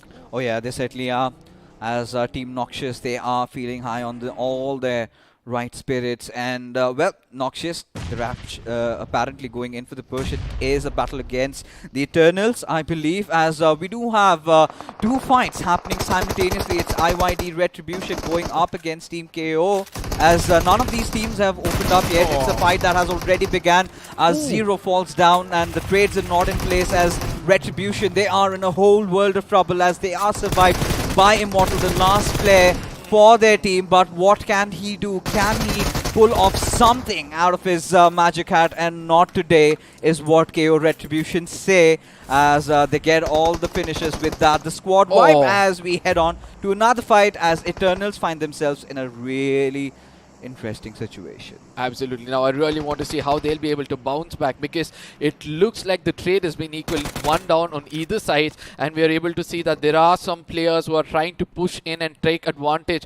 of the opponents being knocked. Now, J-Jord on the other side has a very, very good angle to throw a grenade above that building and try to land it perfectly in case he has the right kind of resources. But on the other side, we are able to see that Oro Beast is also trying to look out for an angle from where he can push in or probably save his teammate as well. But probably a fire comes in from another angle. There's a third party coming into picture. Oh yes, and this is what we love about this particular game, right? You've got a fight going on and then someone from the back lines take a shot at you, and watch out. But right now, Eternal somehow still keeping them in the mix. They still have retained all their players. Haven't really gotten a lot of finishes though. But in the meanwhile, we've got the circle shifting all the way up towards the northern side. And this is where, a few of these teams that have a good spot inside the zone, they're going to really enjoy themselves. As right now, Noxious also get themselves into the mix. Now, this is where things have opened up. Kronos gets down, and so has BSP taken its sentry all the way along with that really beautiful flank angle, doing the job for his team. As Noxious losing out on Legend, they still have a lot of fight left. They've got the pedal to the metal. Let's see if they can get a squad wipe. I mean, I think that it's all the way possible for them. This is the right time for them to push and conquer against the team. Now, I know Team Noxious is looking even more confident right now. They're pushing in. That Jiggle is going to also be there. Eventually, it gives up the location. It was two players rushing in together, and that was the advantage which Noxious was looking out for. Man advantage in the map of Miramar, as always, as been an advantage for the team which survives until the end. Even in this fight, we could say that, man advantage is the one which paid them off. Oh, it certainly did. And this is what I was talking about. A lot of traffic from the southern side. A clash is inevitable right now with mid-zone sort of holding onto the edges of the southern circle. As Burnix officials, the numbers are definitely dwindling. But how long can they keep themselves alive? Still in contention as Kalia Esports. Now, they've lost on one of those players. And, Faith, again, they've been really consistent. They did find themselves in a little bit of a scuffle. But they kind of, rescued, rather got 2 finishes to their name. So it's going to be really important to see if Faith can have a really good back-to-back 2 amazing games, because if they manage to get 10 or 12 points plus, I'm pretty sure they've made the cut and they can relax. Yeah. They've done the heavy lifting, and from then on they can, try to experiment and see who can play a different role and then try to look forward for more points. But as of now, for me, the best spot in the house is taken by the side of Dying Pandas.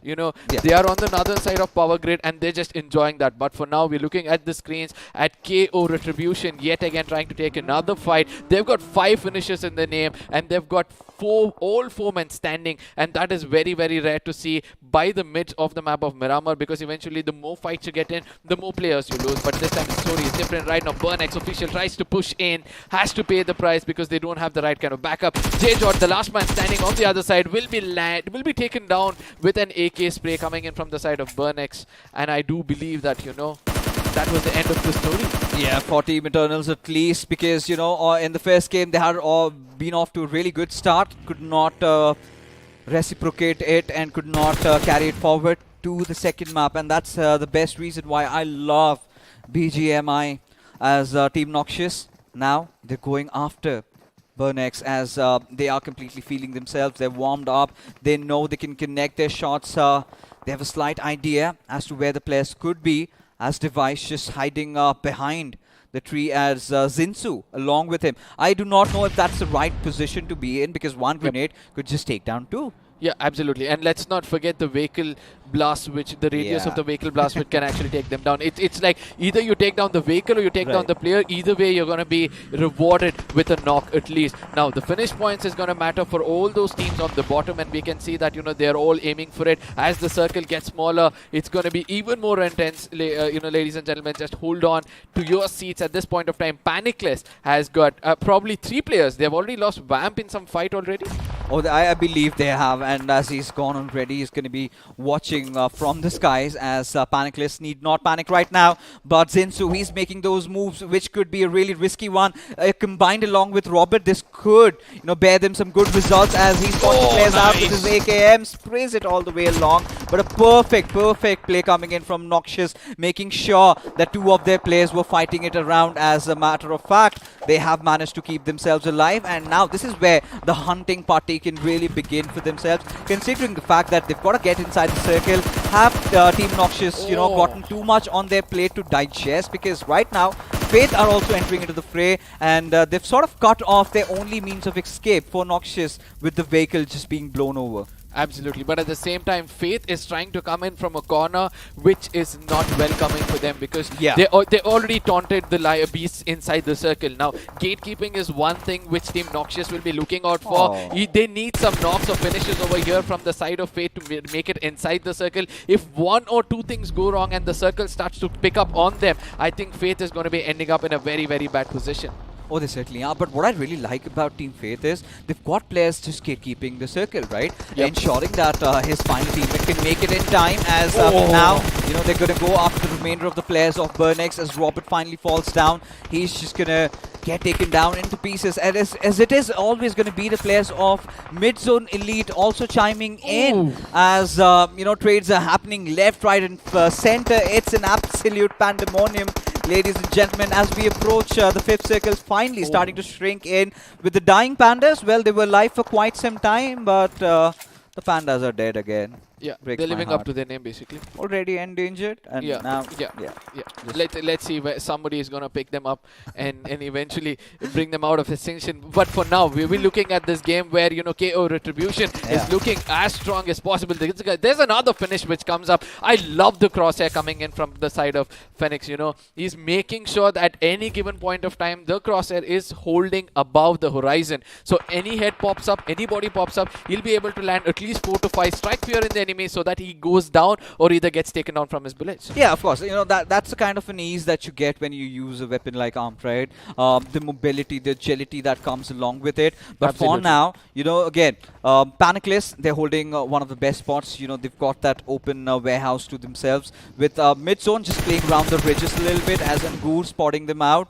Takes a few shots at him, but it's going to be important to see if he's going to lob that grenade, which eventually player 69 is going to do. As a threat, he's revealed his head, but is the long toss going to really help him out? I was starting to wonder that's not going to do the job, but either ways, player 69 just shifting to his arm and getting that knock, applying a little bit pressure on the players of Mid-Zone over there. As the remainder of the pack, they try to come in from the western side as player 69 with that really beautiful Scarl knock over there.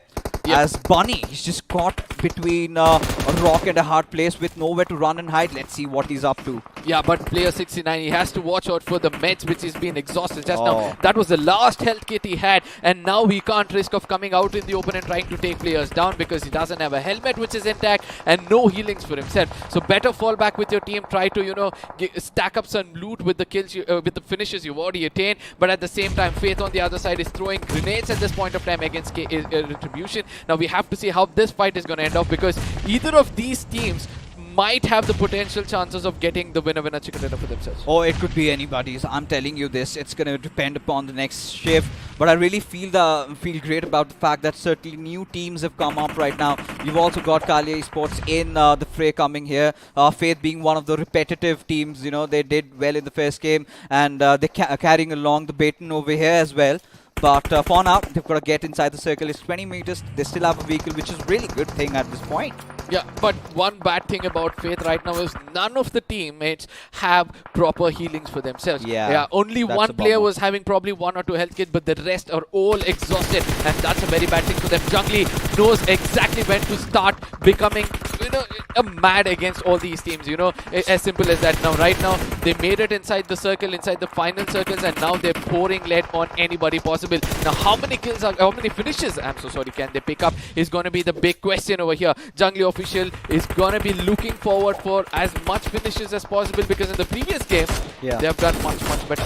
Oh, they certainly have. And this sort of a defensive approach from them, their side, I love that right now. I was expecting a lot of aggression, which they wanted to ensure that get a good position point in this game as well, and then qualify into the top 8. It gets really easier, and that is where you can start picking up on more finishes in the latter games with Sanhok still to come. But now Gabru is ensuring that he gets the better out of Terror, getting the wipe out. But now this is where you've got to see if Jungli are they going to really showcase their wildest side, because now they've got to get inside the circle with so many teams hearing them cause a lot of ruckus. Absolutely. Now let's not forget what Jungli Husky did in the previous game, and he's also pretty much alive. He's not come out in the open or trying to take players down, so probably he's waiting for the final few teams to be alive. We just have 4 left out over here if I'm not wrong, and with 11 people alive, excluding the 4 from the side of Team Jungli, I really want to see how much finishes can they pick up. They have high ground advantage, they have cover advantage. Now how well will they play this game is going to be important. Now they're pushing on to the only team which has got cover. A very clever call from the IGL of Jungli. Let's see whether they'll be able to strike the team properly, and if they can do it, the next team they'll be looking at, it's going to be Faith. No, Hell hath broken loose right now with the way Jungle's been pushing in along. It's Husky leading the charge, but Aryan puts a stop at him. But can he go against the MG3 over here as Crazy got not the right area to open up that crosshair on that 6 times, get punished. But with Phoenix coming in, and this is what we've been talking about, you know, another one of those deadly weapons and doing the job, shifting to the Scarlet, gets that squad wipe. As again, Jungly official are off to another flying game, as now they've got just to deal with the players of Team KE, where Raksu seems to be out of ammunition.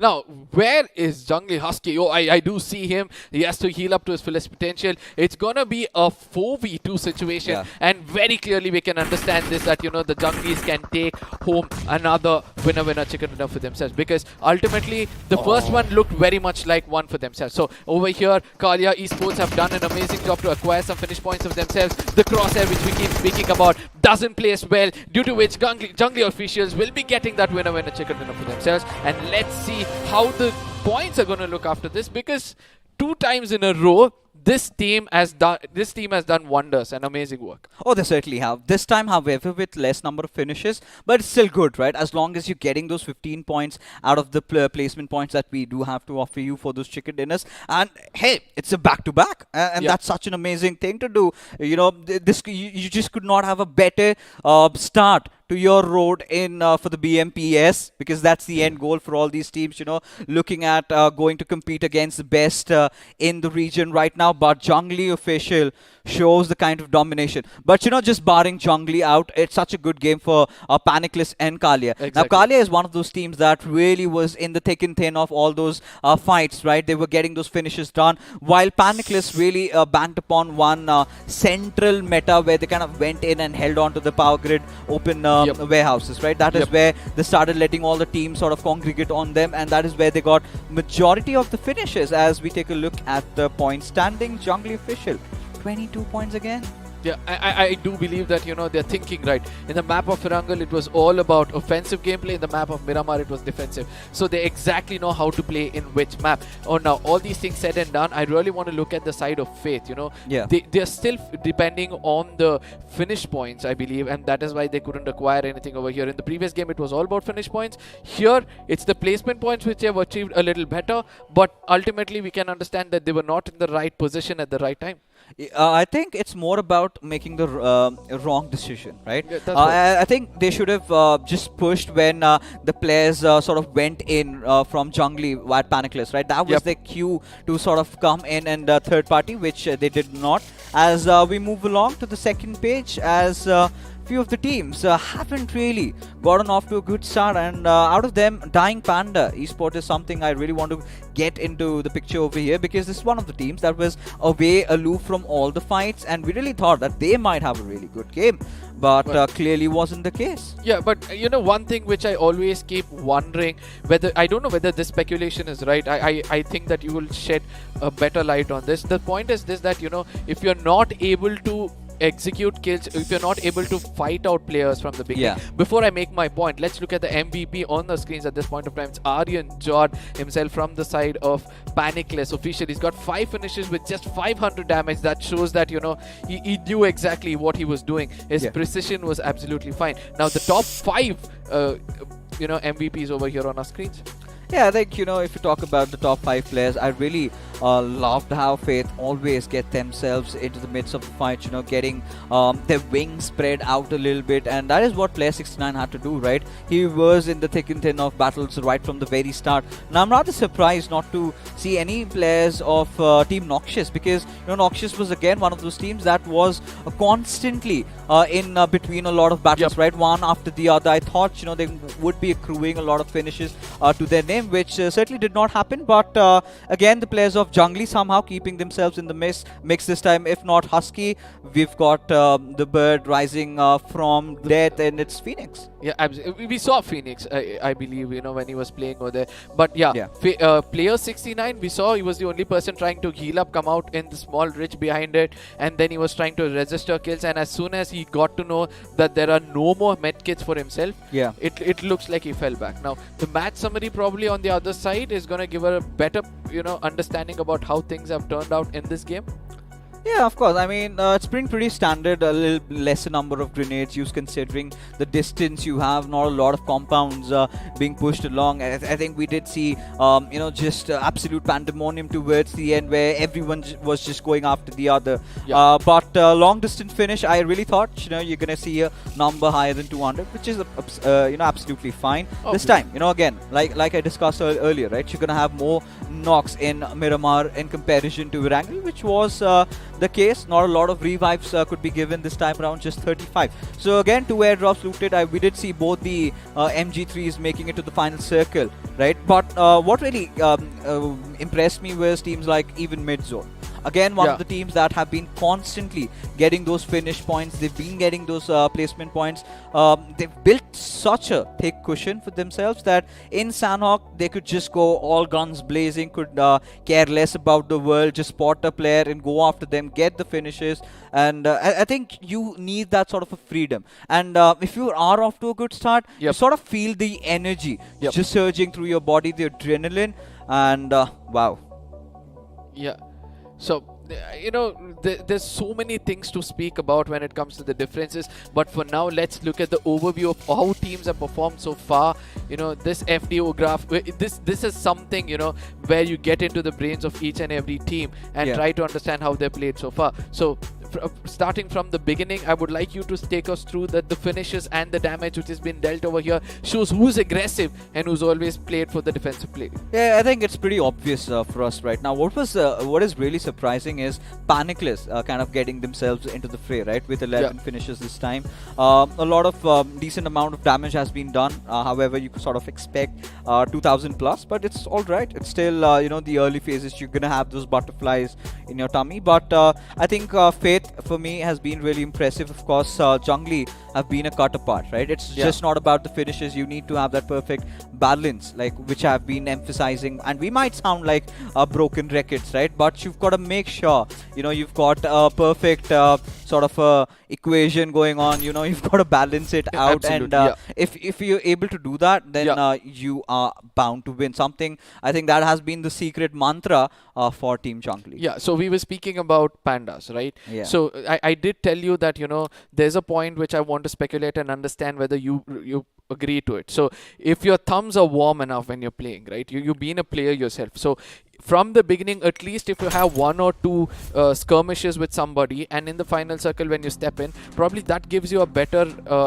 control over the crosshair as well as your fingers because it's warm. Or you tend to stay away from the fight always and you come in the final circle, but still can you perform the same way? Warm-ups needs to be done before the match, right? I believe that for Dying Pandas, one of the biggest issues were they were trying to resign from every single fight. They were following abstinence. They were like, we're not going to be there, we are peaceful, peace-loving pandas, we just want to stay away from the battle. And that's not how it goes, right? You've got to get your hands dirty, you've got to get yourself in the mix. Now, however, I've got to contradict it with my own opinion. Now, for a team that is really scared of taking fights early on, it's going to be a little harassing for them, because what really happens is they tend to get a lot of casualties. Now, that is something that you cannot really afford, right? Early on. Now, that you already are lacking confidence, you're not exuding that energy that is needed, and then you engaging into those battles. What really happened with the Dying Pandas is a living example. So ideally, you've got to make sure that if it comes down for taking those fights, if you have an objective that you can attain or you can benefit from that particular fight, is where you really pick off. As taking a look at the highlights, right? A lot of fights did sort of start to happen around those mid to late mid-game phases. Yeah, absolutely. Now, one thing which I missed the most over here is gonna be how the vehicle explosions did not take away much lives, which we usually tend to see in the map of Miramar. But as of now how man advantage has always helped players over here. 2 men pushing together has always reaped benefits for the team which is pushed in hard. Now, at the same time, we're able to see in these fights where there are players with the grenades, they try to register knocks or probably finishes, were not able to do it ultimately because they did not know the terrain well.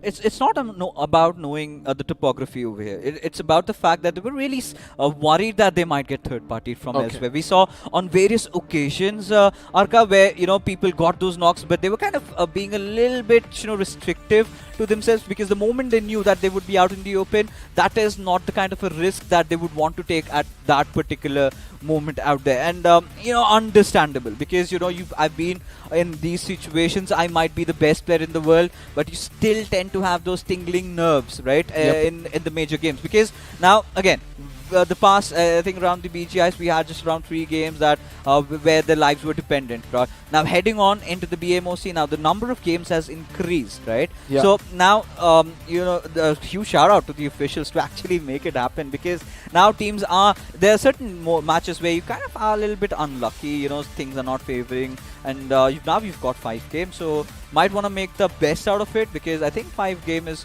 pretty much standard. But yeah, towards the final fight, it all came down to the power grid area, right? This is where the Panicless, they were just holding on to their lives, not allowing any infiltrator to just come in. And that is where they started getting a lot of finish. And this is the moment where Junglee started stepping up. Yeah, absolutely. They found the right time to actually get into the fights. They knew that now is the time we strike and we collect as many finishes as possible. And I really love the way they took it. They did not go to the weakest team available in the circle, but rather went to the strongest team available. It was 4v4 when they took down the first team, and from then on they knew that the equation was good and it was working out towards them. And the final 4v2 which took place, one grenade gave that initial opening for them, and then they pushed in, finished both of them, and got that winner chicken. No, I'm rather surprised with the kind of confidence that these players are having. I mean, they're getting that push down without any knocks. They're just going in, and that is the kind of confidence that you need to make it to being a tier 1 team, the upper echelon, to make it to the cut. But finally, I think it's time to head inside the rainforest now. I love myself some drinks over here, some beverages. I like to make myself a pina colada, because I'm going to take a break from over here on now, as we sort of have to take a look at the teams again playing in and participating. Of course, now replacing me would be Salty.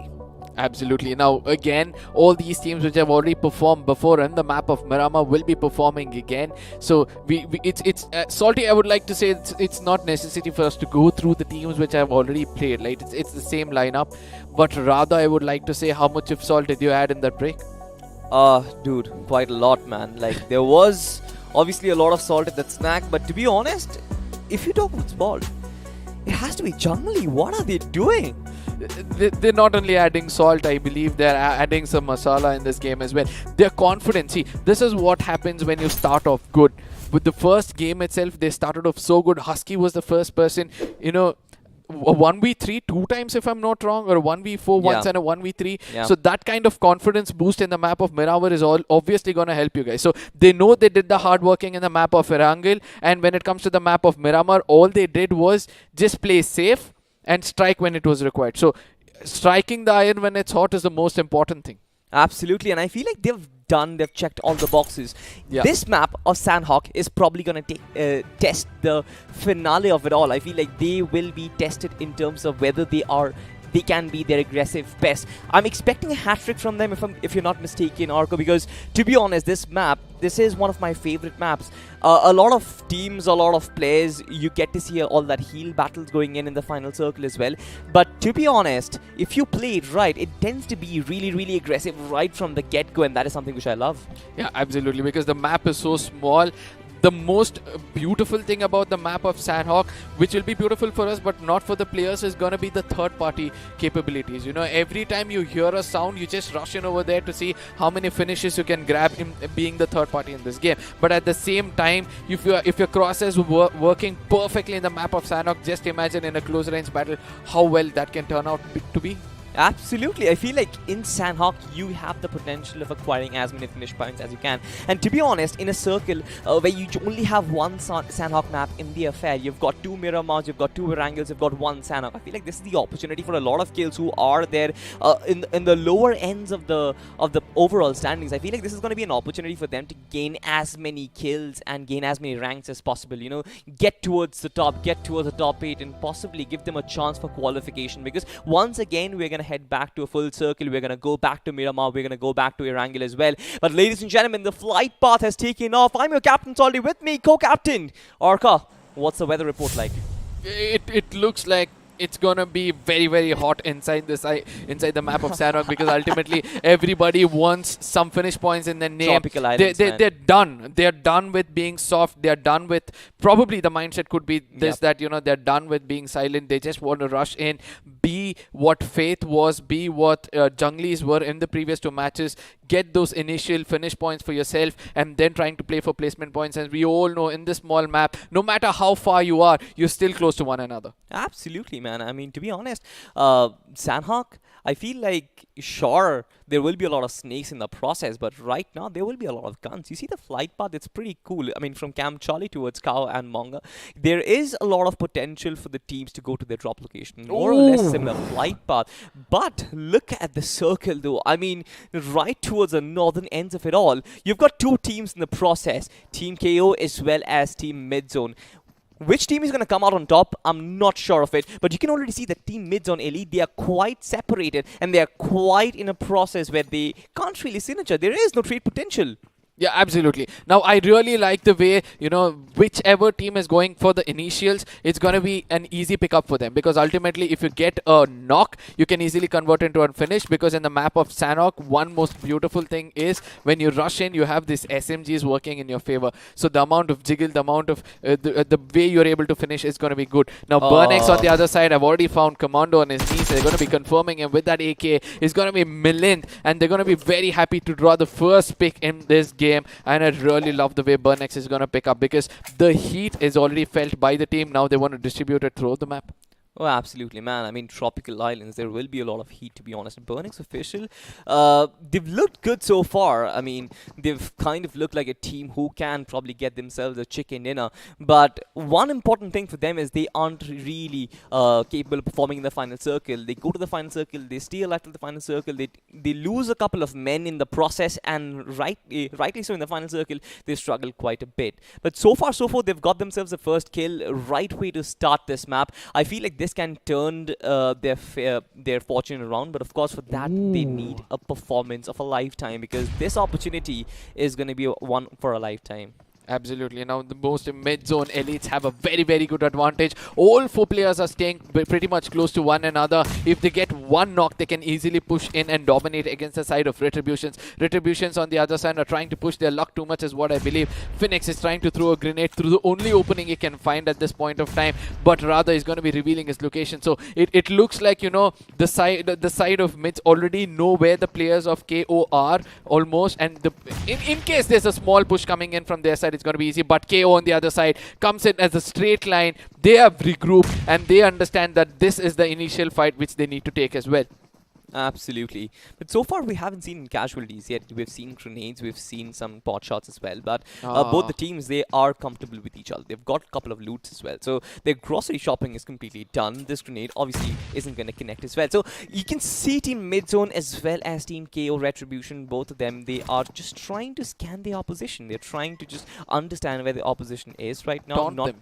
Exactly, taunt them, right? You try and take a step. You propose the opposition to kind of take a step back as well, and in the process maybe make a mistake. If they do so, they're going to capitalize. This chess game is what is happening right now. Absolutely. Now the most important thing for these two teams is to realize that don't take a fight longer than how much it's required in the map of Sanhok, because you're going to be attracting a lot of people. The third parties are going to come in as quickly as possible because of the size of the map. One, the second most important thing is that you need to do your farming. You need to go around and pick up as many resources as possible. Yep. If you're just sticking on to one place, trying to fight out one team, once the circle closes in and the teams rush in towards you, you're not going to have the right kind of resources to take more than one fight. Absolutely. And look at the circle, man. I mean, I am all in love with this circle, to be honest, because look at Team Last.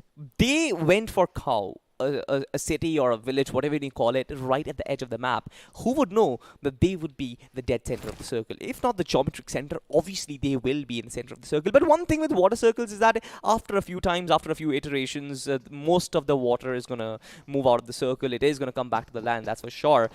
if not for the extremities. But once again, the teams, of course, will have to rotate towards the northern ends of the map, and in the process, there will be a lot of fights. Most of the teams who are, let's say, in the southern ends or in the eastern or the western ends of the map itself, they will have to rotate, and there will be a lot of mid-rotation fights, and that is something which I'm looking forward to, because right at the start of it all, teams are just shopping around, just like you said, they're farming for groceries, just waiting for the gunshots. Absolutely. Now I really want to see how Team Last is going to take advantage of all this. They've also been presented with a drop as well. So they'll be geared up. They'll be stronger than any other team, with having the best kind of firepower as well. But towards the eastern side of the map, we don't see anybody. And that was the most important things for us to see. From the southern side, near Camp Charlie, was two teams which are trying to fight out with one another. And I wish that our eyes goes over there, because ultimately both of them have to travel. Now we have to see whether they decide to disperse from one another or take the fight with one another at this point of time. Panicless on the other side. This is one team which has already lost Vampy yet again. This is not something which we are seeing, you know, new. This is like they always lose Vampy, and I do believe if Vampy survive, they can get an opportunity to get themselves a winner chicken dinner. I want to double click on what you just said right now. That is Camp Charlie containing two teams right now, right? Team Mid-Zone Elite as well as Team KO Retribution. Now, they're not just fighting against each other, they're also fighting against the circle. They need to get back and get inside the circle, get themselves a good spot. It's not just about, you know, battling the blue zone and not taking any damage. You also need to find some real estate inside the circle, some good compounds if you wish, and Hard some cover. good, some hard cover, exactly. So that is something which they need. And according to the map feed that I can see right now, I feel like, yes, they have dispersed from that fight and they are already on the travel, but they obviously will take a lot of time. I'm not really sure if they are going to get some hard cover inside the circle or not, but right now on our screens, there is still yet to be some gunfights. That is something which I'm waiting for. Sanhok essentially isn't this peaceful every single time. And that's the whole point. Now, when you don't have initial fight, we know what comes after the silent sea. You know? Oh my god, absolutely. Yeah, so I really want to see how Faith is going to turn things around at this point of time, because this is not the first time they have been under the radar. From the beginning, I'm able to see that somehow Faith tries to survive until the end, but still not able to land the right kind of finishes in the game. In the map of Miramar, that was the fate for them. You know, 69 was the only player who could secure 2 finishes for himself, and apart from that, I did not see anybody contributing when it comes to finished points. Whereas placement points, that is the IGL has done a good job trying to, you know, carry his team until the final circles and waiting for assaulters or the supporters to actually get some finished points. Absolutely. Orca, I have a very important question to ask. Considering the fact that top 8 qualified to the next round, do you believe it's important for Faith or for any other team to kind of give out all their tactics in the search for chicken dinner as well as for finishes? Because what do you think? Would you balance both and probably get yourself a decent position inside the game itself, get yourself an average, or would you go for the tippy top, go for something like a jungly? See, this is the whole point. So first part of your question was, would you give away all your strategies, right? So you will have certain, at least 3 to 4 strategies in your pocket. You execute one. If that is going right, don't show off the other 3. Try to go and dominate. If that is working out for you, get some finish points, get some placement points, and try to move forward in this tournament. If that is not working out, obviously plan B or plan C, and from then it goes on. But at the same time, you know, if you're doing the hard work in the first 3 maps or the first 2 maps, if you've done done with the heavy lifting, I don't think you'll have to worry about everything else. That gives you an opportunity to go in and experiment and see how the other teams are, and that confidence boost, if you're doing better than them, no matter which strategy you're using, that is going to add on to your confidence so much that when it comes to the next round, you're performing much better than how you're performing here. Wonderfully explained, but so far you can already see that the evolution from human to snakes has started, Orca. Yep. Archer Esports, good way to start the game, to be honest. We still have 62 players alive in 16 teams.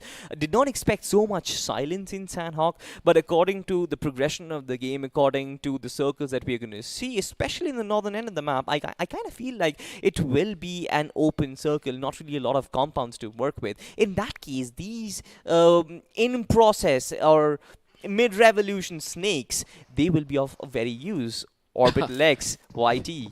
He's still crawling inside a compound, honestly. But speaking of compound, speaking of crawling, I feel like there is one guy on his knees. What do you have to talk about him? I mean, I don't know. Reapers are being trying to do their best. Every time they get into a fight, we're able to see that, they're not able to land themselves in the right position. Reborn on the other side will be looking. These are Eternals, right? So Eternals are one team which is trying to make an impact as much as possible. It looks like they're kind of failing in the midst of the game, but let's see whether they'll be able to do it. Airdrop is containing an AUG at this point of time with an 8x. I don't think so. An 8x is going to be that much of a favorable scope to be holding in the map of Sanhok until and unless you have a person who exactly knows to flick and take players down, which is very hard to find in this game.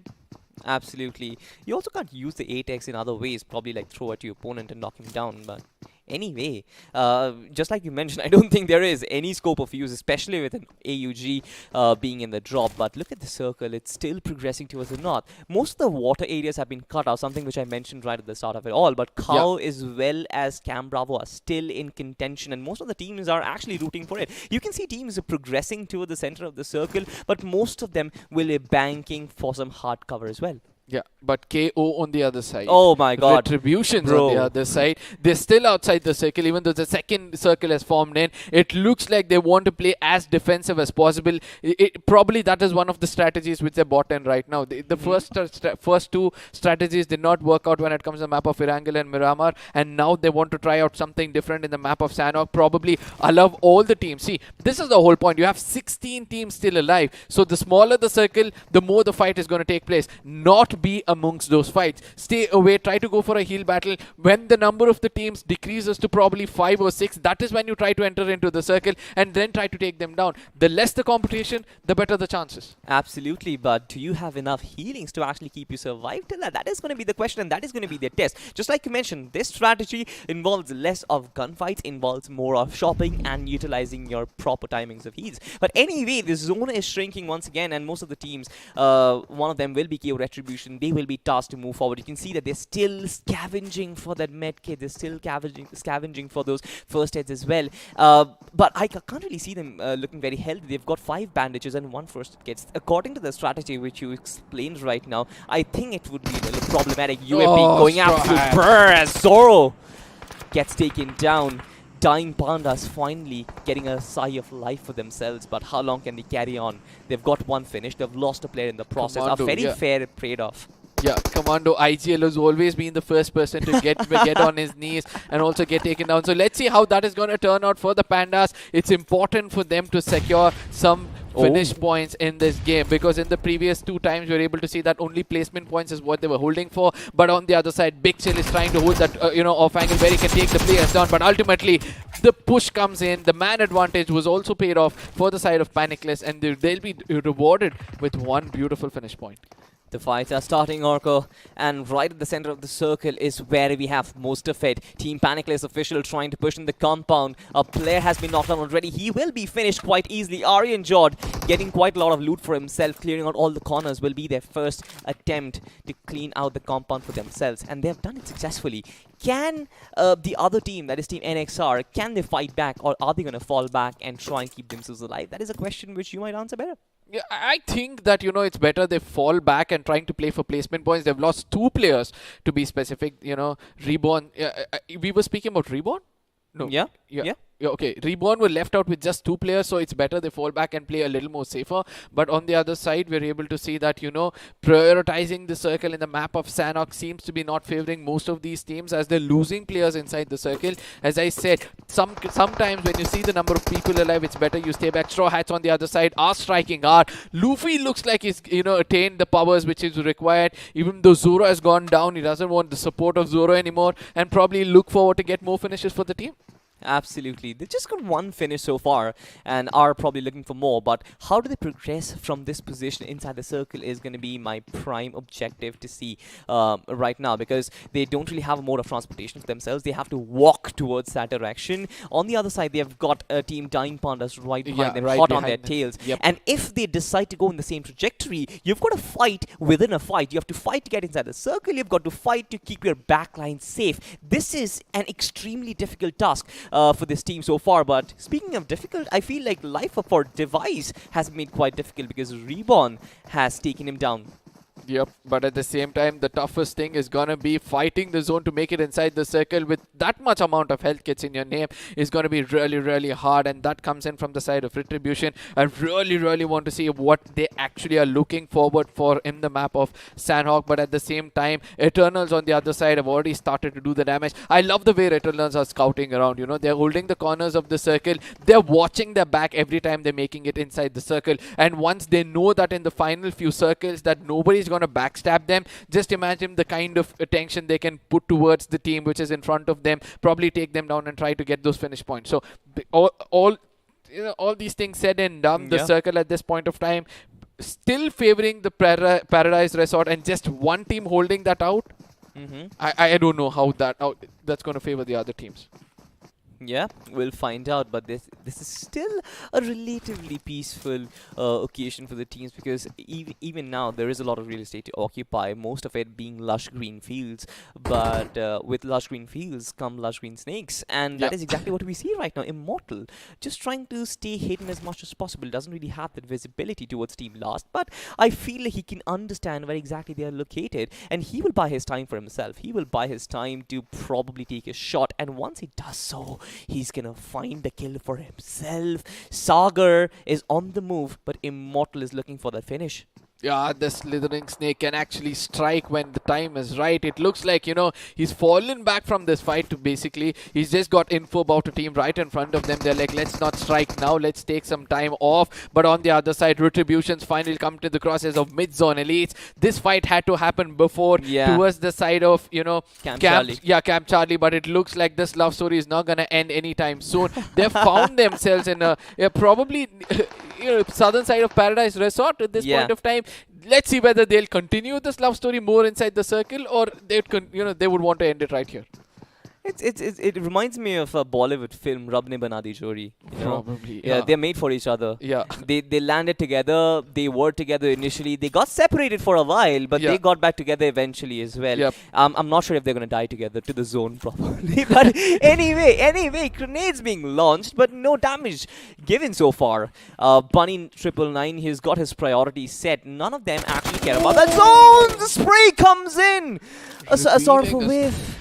But it's fine. Team Mid-Zone Elite looking to surround Team KO Retribution. Not really the best of positions as they battle the zone as well as Mid-Zone Elite. Problematic situation, Arka. What do you think? How can they survive this situation? Yeah, all they have to do is not get knocked down like that, and eventually one knock is more than enough for the side of, you know, Retribution to actually push in. Bunny on the other side wants to, you know, give them the taste of their own medicine, but eventually bounces back. Not the right kind of trigger discipline, I would like to say. But over here, you know, Bunny also gets taken down. That was not the cover you would want to be in. Retribution are not going to stop themselves. They know that they've already done the heavy lifting over here. The last man standing is inside that, you know, hut. They want to rush in and take him down as quickly as possible. As Ron's OP is actually landing grenades in the right spot. That was a defensive grenade is what I would like to call it, because ultimately it pushed him back, giving an opportunity for Retribution to actually, you know, revive one of their players. Yeah, good one, but so far Tronzer, I don't think he's looking defensive by any means so far. He's looking all attack. Grenade will obviously wouldn't connect. A lot of damage being dealt.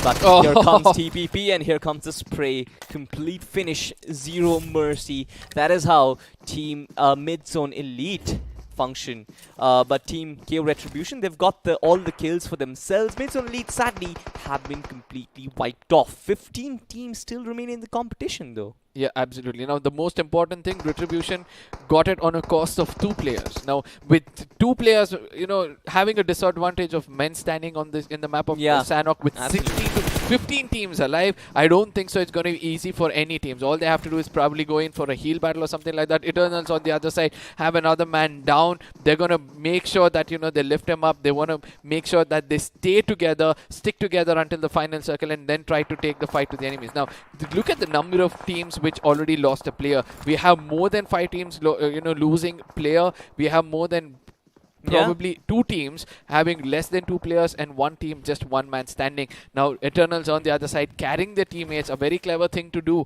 which I've not seen being used in the competitive level to actually, you know, save your teammates rather than bringing him out of the blue zone. Good cover to revive your teammate. Absolutely. The circle shifts a little towards the south, I wouldn't really say this is the southern circle because it covers the entirety of Paradise Resort, but you can see that there isn't really a lot of real estate to occupy. Teams who have already occupied Paradise Resort are going to be the kings of the hill so far, but there are teams who are still looking forward to challenge it. Harsh OG once again starts his spray, gets a knock for himself, but I'm not really sure if he's going to get the finish though. But a fight is imminent at this point. You can't escape, you can't survive after this. I feel like you have to engage in fights, you have to create that space for yourself. The tactic which you were talking about initially to try and avoid the fights as much as possible, I feel like at this point you wouldn't be able to avoid the fights unless you are someone like a legend who is pulling off a legendary move in the grass, in the amidst all these lush green fields. He is like a deadly young man lying on his belly. Snake. Yeah, absolutely. Yeah, he knows the location of the enemies in front of him. All he has to do is not come into the crosshairs, nor make any mistake of misfiring, you know, when it comes to his gun. But at the same time, he's cooking up a grenade. Pulling off that spin is also more than enough. Revealing the location. Legend finally gets his location, gets revealed, gets taken down. Millen did hear it at the right time, and he was able to, you know, play his last resort for that player. All these things said, and then the team last is also over here. Saga pretty much in the crosshairs of Millen yet again. All Millen had to do was just hold his position as he was going in for the spray. Burnex Robert on the other side also finds somebody spraying against him. That's going to be Jungly Phoenix on the other side. So the Junglies have started to go mad in this game. Absolutely, Jungly is going absolute wild in this one. You know, smokes aren't really all that much cover in Sanhok, especially because all that you're doing is hiding behind trees, and a general spray in that direction is going to finish you off. So that is something which I didn't really get to see from this team. But anyway, team lost. They still survived with 2 men, and I feel like surviving with 2 men in a final circle of Sanhok is still possible. You just lay low and just wait for your opportunity. Gives away his position exactly that you were talking about. Behind one small rock, one general grenade in this radius is probably going to blow them off. Yeah, and now this is the best part. You throw grenades in every nook and corner of the map with 10 teams standing. Probably you'll find 1 or 2 knocks or probably 1 or 2 finishes for yourself. Now team Straw Hats are still alive with 3 men standing with 5 finishes which they've obtained. Team Dying Pandas again goes away. Archery Sports goes away. Toxic Award goes away. Mid Zone goes away. So it gives a very good opportunity for the teams on the top to again dominate in another map. Faith on the other side, as I said, was the only team attaining the side of Paradise Resort. It looks like they'll continue to, you know, show domination in this place. They understand the terrain so well now that if anybody tries to push in, they know exactly where to peek and fire. Exactly, but Panicless official, they're trying to look at that. Esports kind of suffering because of this. Aryan Jot finding consecutive knocks for himself, but Faith, just like you mentioned, they were on the backseat waiting for the third party, but no, that doesn't happen. Panicless official once again, Aryan Jot on the run, and this man is making it work. Angur, though, is going to resurrect his friend Sandy Jot, but will they be able to survive grenades being launched in Team Panicless? They look like a hungry young team who is looking for kills right now. Faith needs to stop them right from the get-go. If Aimbot gets a knock for himself or probably a first finish, I don't think there is any chance for Faith to keep control over this compound itself. Yeah, but, you know, Spear on the other side actually knows the location of the complete squad of, you know, Retribution at this point of time. So it's important for him to not give in me. I think it's Panicless. I'm so sorry. So he knows the location of Panicless at this point of time. He doesn't want to reveal his location by giving any kind of fires or grenades. That's a very, very good thing, as still they have control of the zone. Straw Hats are pretty much still alive over here on the other corner. So things can be much, much better. Retribution, the last man standing. I don't know why he wanted to go in for those shots, revealing his location at this point of time. Atharva is trying to do best over there, but eventually will have to pay the price, because jumping around being the last man in the open, I don't think that's the right way to get into, you know, a circle or probably into a fight. KO Retribution gets eliminated, but look at this stat arc. Jungle officials still survive. 2 of them have been knocked out. Those Straw Hats quite comfortable. You've got quite a few teams who are comfortable. Team Faith, most importantly, they've got 4 men alive and 5 finishes for themselves. I feel like they will be the top contenders to actually get a chicken dinner in this one. Oh, nice Straws. Joy Boy gets taken down. Nice spray over there. A duel which was supposed to won by Jungle official, but no, Phoenix is on the ground right now. This duel, this 4v4, or rather a 4v2 so far, effectively, as we get to see, is going to be very important for Straw Hats to win if they want to take down Jungly and proceed further in this game. Yeah, but I love the way Straw Hats have been playing this game. They're prioritizing and reviving their teammates first and then getting into a fight.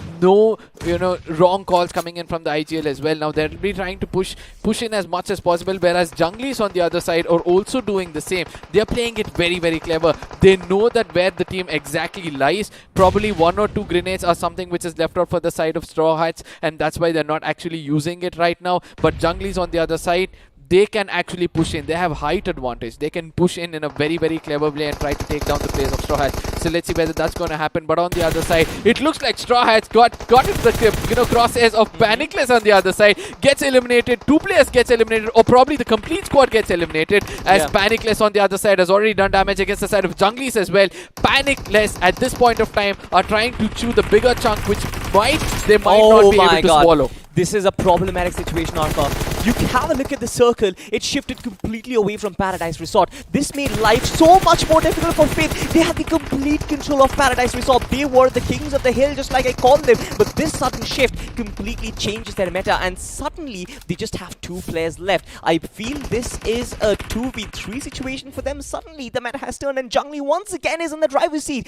3 finishes for them already, but players will be resurrected. But before that, Phoenix is already on the run. Gabru trying to just be the player who is the anchor for them, and Harsh trying to be the flanker, trying to cover all the bases. Team Jungli, they have split themselves up, waiting for Faith to make a move. But what do you think? Faith, what can they do right now? They've got all their players up and running. I guess they've got Sandy Jot up and running as well. 4v3 situation. Do you think they will be able to get this map in their pocket? Yeah, it's pretty much possible if they heal up to their fullest potential and trying to, use one person as a bait, send somebody who can give you the location of all the other players. It looks like Jungli official is actually doing it. He's pretty much close to the player, the other players as well. He knows where the 2 players are. He's going to be trying to, put some bullets through their skull, but it looks like it's not going to happen. Jungli official on the other side puts up a grenade in the right corner. He's going to be taking down a player. That's going to be Gabru coming up with the right kind of opening. Now they've converted this into a 3v3. They know the location of the other players as well. All those healings which they had, now nothing is there. All the HP they have to fight with those HPs alone. Harsh on the other side, out another player, gets 1 more player down, but ultimately Faith. What a fight in the end. That was epic, dude. Team Faith. 11 finishes for them. Jungli official. They came quite back. I mean, I never expected Faith to perform so well, to be specific. At one point of time, I really thought Junglies could actually do it. But ultimately, as I said, there had to be one person who comes out in the open and tries to find the location of the others, and they were able to do it properly. Retributions on the other side, I love the way they've played this game. They came in late into the circle, but still they were able to attain, 4 points for themselves. But, Jungli on the other side, it looked like, they could have attained much more finishes than what they attained in this game, but Faith played it very, very well. I feel like, speaking of Jungli, to be honest, you mentioned how Jungli have covered all the bases right from the start. They've been aggressive. They've got a lot of kills in the first game. Next game, they played defensive. This game was proper patience for them. They didn't go for any kills up until the final circle. They waited for that proper opportunity, and they were rewarded actually for that as well. You look at Faith, they've got 11 kills for themselves. They were, I would say, the godchild of the circle every time the circle was forming on them, even in the Paradise Resort. But finally, when it shifted away from it, Faith were in deep trouble, and that is exactly when Jungli tried to bite them right in their neck. But it didn't really pay them dividends, I believe, because of the resurrection that came in. Jungli gave them a little bit of time to actually get into the groove. They got all their 4 men running. It was a 3v2 situation, which instead got into a 4v3 situation. But we look at the other slide once again, Team Dying Pandas. No real change for situation for them. Fate is still against them. Archer Esports, the team whose logo I really like, but unfortunately, they're not able to hit the bullseye. Yeah, absolutely, they're not able to hit the target. But we'll have a look at the MVP. I feel like that is going to be the most important player for this game so far. Who do you think it is going to be? From the Faith, I knew it, but I didn't know it was Angur. Fixes would be happy. Yeah, absolutely. I mean, the whole team is going to be... yeah, this is the kind of performance Faith wanted in the first 2 games. They couldn't retain it, all thanks to the other players of Jungli who were actually snatching it away from them. But in this game, I really loved the way they played. In the lower ridges is what they were with the man advantage, and when they were coming out, they understood on the north, above the ridges, there is not much grass for Jungli to lie down and try to fire against them. So they knew that there is not much place to hide. So they exactly came in at the right time and struck properly. So the top 5 players over here is going to have a lot of different teams coming in.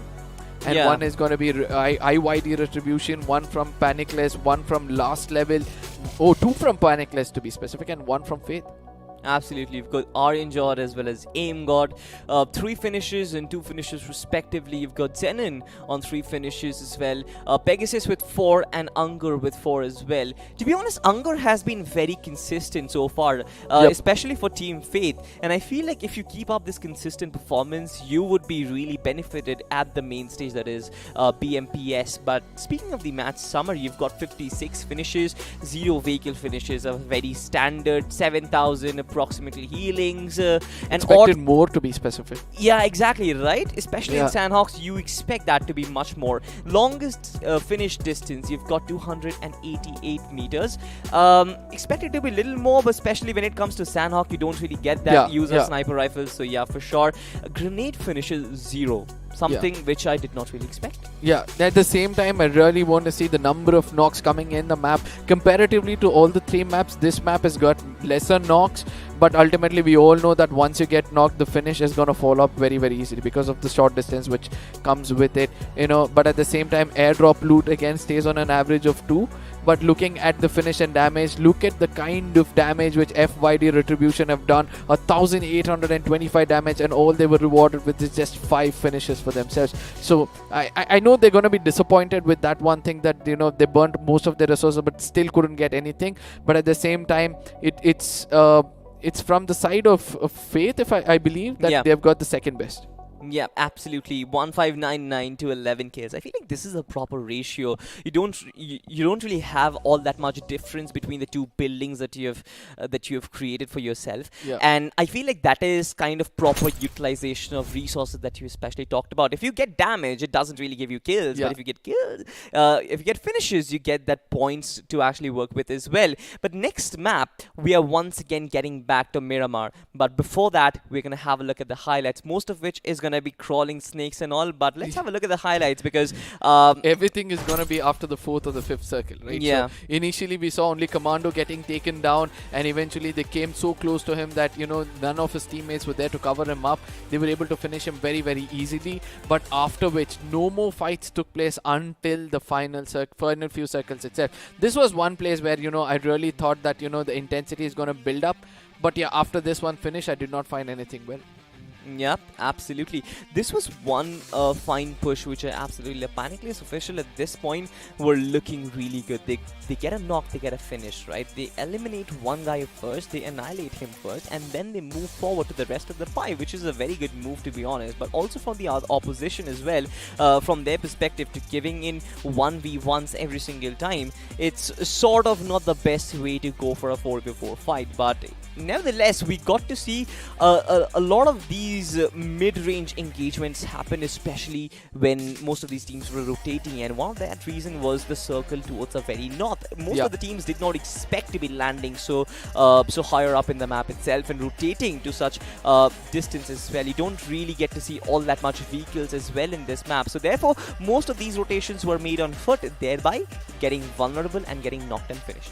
Yeah, Jungli officials at this point of time started to pick up pace. They knew that, they had to pick up as many finish points as possible. IYD Retribution, this is one team which I really thought can perform really well in this map, but ultimately they got taken down ruthlessly at one corner of the map. Burnex on the other side. Yeah, I do remember we both were saying that, Burnex was one of those teams which was playing really well. bring the heat towards the others, but yet again, because of the number of teams in that circle, it costed them a lot. Now, coming back, let's see how things have turned out for the other teams, because I'm waiting to see the overall points table, try to understand the teams below the 3rd position until the 8th position, because that is where you want to be put up, right? Exactly. You want to be in the top 8. So how many teams are actually fighting out for that position? Because the top 2 would have been taken by Jungly and Faith by now. Yeah, absolutely. There is no doubt about the fact that Jungly would be at the tippy top. They've got 2 chicken dinners for themselves. Faith being very, very consistent with it. I feel like, just like you mentioned, from 3rd to 8th, there will be a lot of competition. On the bottom half of the table, I'm not really sure if there would be a lot of points to talk about, but I feel like since there has been such a massive disparity between points from the top to the bottom, right? You've got double digits, you've got multiple number 10s and multiples of 10s of points right at the very top, whereas you've got like what 5, 6, 7 points right at the very bottom. The difference is so huge. I feel like teams can get themselves into the mid-table after they kind of get themselves the first big win in the last 2 games they've made. Yeah, the teams on the bottom need to get some miracles. Miracles? Yeah, because ultimately, see, it's being in the top 8, I do understand, but the teams in between would have also calculated, changed their strategy, probably think of getting placement points, which is more important for them rather than finish points. So all they would want is welcome people into their crosses and try to take them down. So that's also the most important. And this is the final moments of the match where we were able to see, look at what they did. There was one person waking up and he tried to be the bait, he tried to move around, get the position of Jungly, and all the 3 players of Jungly were caught up at one corner of the map, and that was and that became an issue for them. So it was important for them to actually be distributed in the map, and which actually went in the favor of Faith. They started distributing themselves in the map. They understood that we need to let one player go forward, the other player is going to tell them that nobody's going to be on the left, you just flank in. He started flanking in, and 3 other players of Jungly, I think they just got pinned, sir. Yeah, they got pinned and they did not think smart. Absolutely. I mean, their movement, Team Fate's movement, was probably the most important of it all. Exactly. Also, courtesy to the amount of time that Jungly gave them to, revive and get all the players back. You get space only when you have players to work with. If you don't have 4 players up and running, you don't get that much real estate to work with. So having that 4 players up, they instantly cover all the bases. And you just saw, right, all 3 Jungly players completely pincered, 1 grenade, complete finish in team squad wipe. So, loved the final circle. I kind of loved the change as well. There was a change when the circle moved from Paradise Resort towards outside Paradise Resort, and that is exactly when kind of stayed there only. So that is exactly where Faith kind of lost their balance. Like they had compounds, they had to kind of go away from it. But anyway, ladies and gentlemen, I feel like you guys are having a lot of fun, but it's also time for some snacks as well, because we need some snacks definitely. We're gonna come back after a very short break. Don't go anywhere. My name is Salty, and with me was Arka. We're signing off. After a very short break, we'll come back.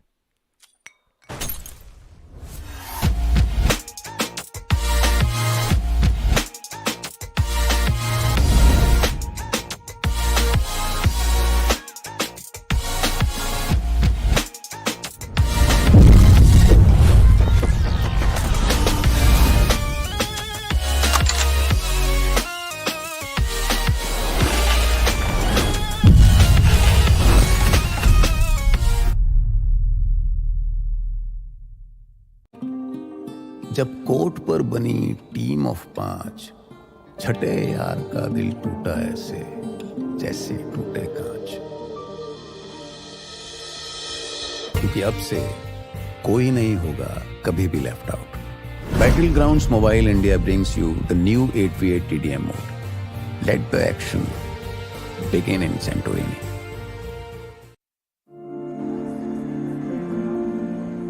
It's not about being like everyone else.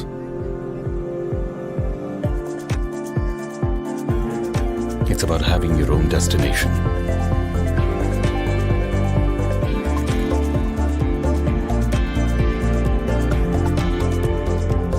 It's not about how you fit in.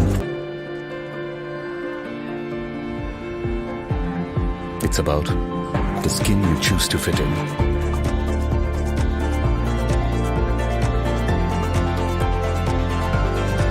It's not about you belonging somewhere. It's about you belonging with your squad. Because everyone can be a player in Battlegrounds Mobile India. All new Battlegrounds Mobile India with new modes and maps. Let the battle begin. Download now. Train और tracks के छिचक छिचक के बीच अगर local में बैठी team Mumbai's अपनी game पटरी पे ला रही है, तो बनारस की पतली गलियों में राजेश गेम में पतली गली पकड़ रहा है। थैंक्स टू सिमरन, उसके क्लैन के रैंक का कोई बाल भी बांका नहीं कर सकता। बड़ा बाजार में कैसा भी हो वाईफाई, पिंटू अपनी स्क्वाड को दे रहा है हाई फाई। और अरविंद उर्फ शार्प शूटर को है पता, the one who shows the way is the real ताला। चार मीनार के पास एवरीबॉडी नोज ये सिंगल हीरो और दो हाथ का गेम नहीं है। इरेंगल और मिरामार से भी बड़ा एक मैप है जहां हर कोई अपना रैंक पुश कर रहा है। Battlegrounds mobile India, India rank push कर रहा है यहाँ। आप हो कहाँ? Download now. What's your biggest weakness? My biggest weakness? If I had to pick one, I'd say that My biggest weakness is that I'm a real giver, you know. I give more than I should. Are you going to keep all the loot for yourself, huh? We don't need glory hunters on the team. I'm firing on all cylinders, 100% of the time. Gives others a huge complex. Arey bhai, can't find any guns here. I'll be toast if I have to carry on with this frying pan. I'm too calm and composed for my own good. Nothing can rattle me. I'm in constant zen mode. Beast mode, guys! Come on, let's go! अरे scout कह रहे हैं यार. Hello, respond! I just can't push people against their will, you know. Even if it's for their own good. Seeing people uncomfortable just doesn't sit right with me. अबे तुम red zone के बाहर नहीं निकल सकते, कंफर्ट जोन के बाहर कैसे निकलोगे? चिकन डिनर के सपने भूल जाओ, तुम्हारी किस्मत में भूखा मरना लिखा है। Pick the game, drop the act. All new Battlegrounds Mobile India with new modes and maps. Download now. This car won't drive itself, right? Where to go, when to stop, read the map. अब ये सब तो in-game reader ही कर सकता है. And danger rarely announces itself. इसलिए आगे बढ़ने के लिए एक स्काउट भी जरूरी है.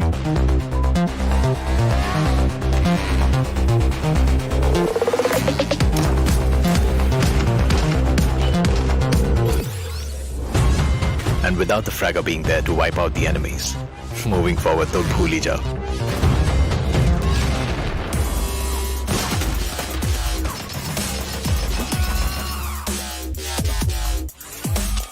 और फाइनली गाड़ी आगे बढ़ाने के लिए सिर्फ पहिए नहीं, जैक भी जरूरी है. कोई भी मैप हो और कोई भी रास्ता, जैक ऑफ ऑल ट्रेड्स के बिना टीम नहीं बनती. Without you as the support ये गेम नहीं चलती.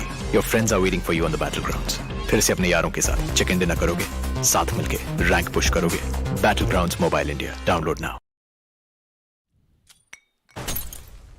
What is up, people? Welcome back to Battlegrounds Mobile India Open Challenge. I'm back with my co-pilot, my favorite Fixes. What's up? How are you? A little heartbroken because, you know, it could have been what a wonderful start with a hat-trick coming in there. The hat-trick denied. And yeah, but again, Fate sort of was seeing it long coming, considering the fact that how Sanhok really panned out. I mean, I found it very obvious that they're going to win this game since the fact that you were sitting right at the very center at the Paradise Resort. But enough about Sanhok. Let's just head back into the desserts, I believe. Absolutely. I love desserts, to be honest. Not the ones that are sandy, but the ones that are probably sweet and sometimes a little salty. You've got to add a little bit of that caramel mix into Yeah, it, yeah, you yeah, know, yeah. sort of to get it on board. But right now, ladies and gentlemen, I mean, it has to be the matchup, which is for the penultimate time for the evening. As right now, I think a lot of teams have picked up pace, right? Especially a lot of finally we're finding that little bit of a segregation being made amongst the team. You know, now we're getting that division where we're getting those top 8 teams and then the next 8. But like I've said, right, with 2 games remaining, things can really change very, very fast. Especially, to be honest, do you really think there's a chance for the teams who are right at the bottom of it all to kind of make it into the top 8? 2 big games can potentially make it, I know that. But do you think it's realistic or it's practical, given the performances that they've had already? A lot of mistakes being built up and that pressure, that responsibility. all of them added up, do you think it's possible? Ideally, yes, but like you said, realistically, it's going to be a lot more difficult because it's, hey, the final 2 games, and we are sort of languishing in the bottom of the table, and this is where we've got to start, putting all what we have right now, because the journey ends, right? If you do not make it to the top 8, you might have gotten through the in-game qualifiers, but it comes down to nothing again. You've got to wait for the next season, you've got to wait for the next BGIS to come. So, of course, you've got to put your pedal to the metal and just give it all, right? That has to be the go-to mantra that I have to say for all these teams. But from what I've really been seeing is they haven't really been putting the right efforts, right? They haven't done their homework. They haven't made themselves very adaptable to the lobby, and that is few of the teams that they have done, which they have been very well rewarded with. Absolutely. I feel like confidence has been rewarded the most so far, Fixes. We saw 2 teams battle it out right from the very start, Jungly and Faith, and they've been rewarded. They are at the tippy top. I'm not really a big advocate of, you go and take fights and then suddenly you are the top. No, that doesn't happen. But systematic fights, yes. Yeah, you've got to take those methodical fights. You've got to pick up. Like I've said, you need to figure out what your objectives are, right? You've got to rely on your instincts. Yes, fine. Now, if you're spotting a team and you're going after them, you've got to figure out why you're going after them, because otherwise you're just going to get taken down. But that being said, ladies and gentlemen, we are taking it up to the skies yet once again for the final time. And of course, Miramar. This time, however, we've got a sort of a similar flight path trajectory, considering the fact it is dissecting the map into 2 halves. Now, this time, the sort of borders towards El Azhar, they're gonna have no trouble getting over there. We did have a little bit of a kerfuffle, sort of a breakout in Picardo. Burnix official, getting contested over there by, I believe, Team Eternal. So that is again one of those drop collisions that we might get to see, or maybe teams might have adapted to the entire lobby. That being said, I'm just waiting for the circle. The first one was pretty plain, pretty decent. It was around the center, but this time I wanted around the edges, somewhere maybe a southern Los Leones circle, or might as well go northwest towards El Pozo. Absolutely. I feel like we can have a different spice to it. Yeah. But so far, so forth, I feel like teams are going to the defaults, and I can't really see a build-up of any initial clash already. A few changes have been made. Burnix official do not seem to drop off at Picardo anywhere, and this is what I was talking about, ladies and gentlemen. The Los Leones circle coming in for us. The boys from KO. They're going to enjoy themselves. It's going to be interesting to see where they eventually head on to with their first rotation. Are they going towards the Los Leones God building, or are they going to take the Eastern Hills? Because we've seen majority of the circle shifts in that direction, but a little bit of a fight breaking out between the players of Team Faith and Kali Esports, and both these teams have really exceeded expectations, at least for me.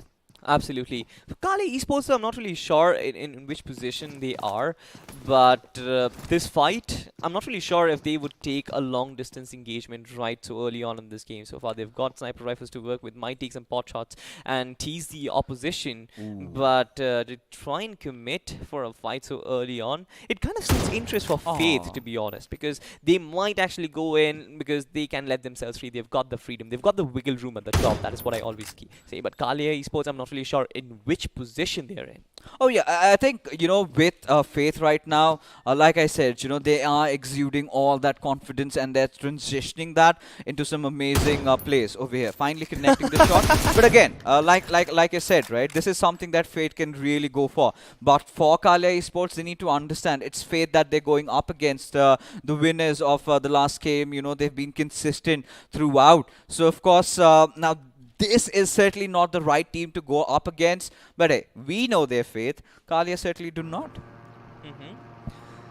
All right then. We've got some crazy air action so far. Zero just trying to go to his final destination, but where is it though? I mean, doesn't end well. In any single time I've seen even the tier 1 players, take that glider up in the skies, and they sort of crash land somewhere.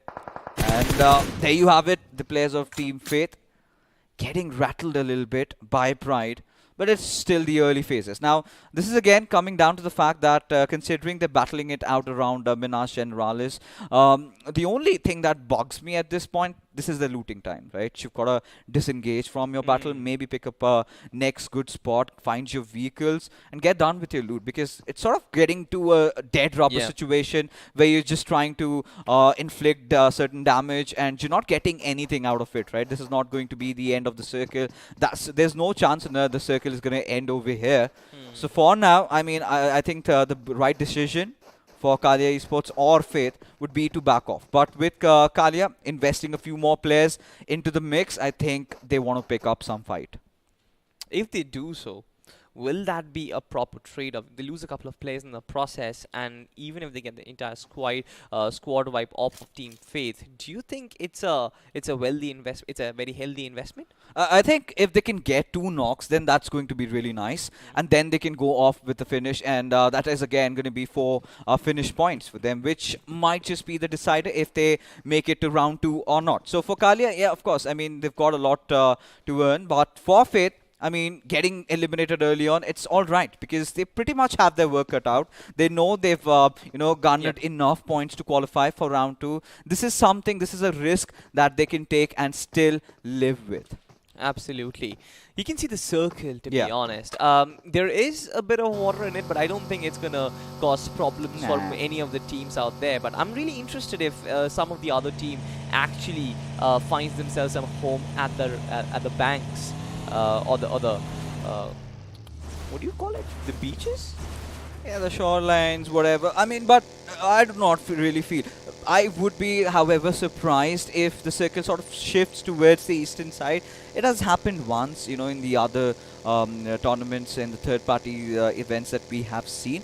But right now, if it happens an official one at that, we're all going to be elated, right? But yeah, like you said, right now, Salty, I think our wishes have been granted. We finally get to see a certain circle somewhere around Los Leones. I have this, this feeling in my heart that, it's going to go somewhere, apart from Los Leones, somewhere around, maybe, like I said, towards the eastern side, or maybe towards that western side. But we've seen those shifts happening around that La Bendita area a little bit. Team Straw Hats, though, this was one of my picks that I was really looking forward to. But, they've been at the thick and thin of things. They've been somewhere around the middle, nothing too flashy. But they've had their moments, right? They've had their moments. As I feel Joy Boy in that first game of Erangel. I think he really impressed us. Absolutely. But speaking of the circle, to be honest, I wanted to go crazy. I wanted to have some unpredictable action, because what is a test if it's not tough?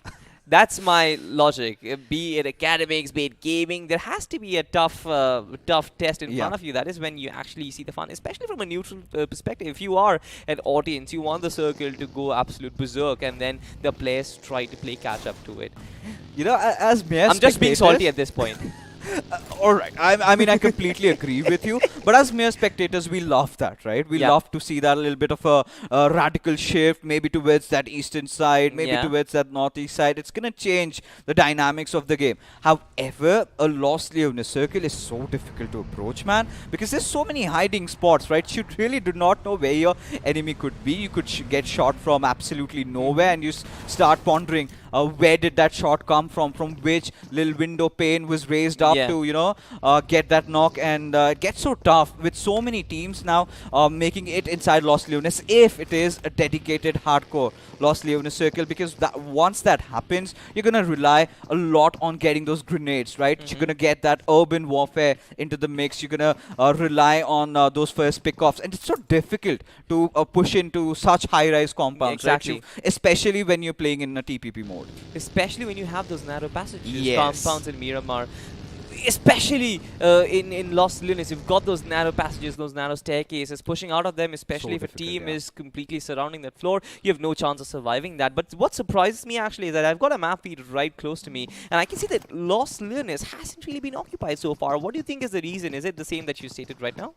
Of course, I really respect the decision, because, Team KO did drop off there, and then eventually they went off to the first rotation, just wanted to make sure they keep themselves at the heart of the circle. And doing doing that is a really good job, but at the same time, I would love to see them somewhere around the edges of Los Leones, because if there's a shift towards the city, then it's so difficult to retake Los Leones once you've left it completely. So the ideal approach, what I would suggest, maybe have a 3-1 split, at least have someone, you know, holding off one of the high tall buildings of Los Leones. If the circle sort of shifts, then he can provide that quintessential cover fire for his teammates to finally get in. But you know, we've sort of witnessed Salty, two different contrasts. You know, we've got one of those team Jungle Toxic or what, they haven't really been playing as they would have expected. But while on the other side, we're gonna get to that a little bit later, because I believe we do have the first blood being drawn.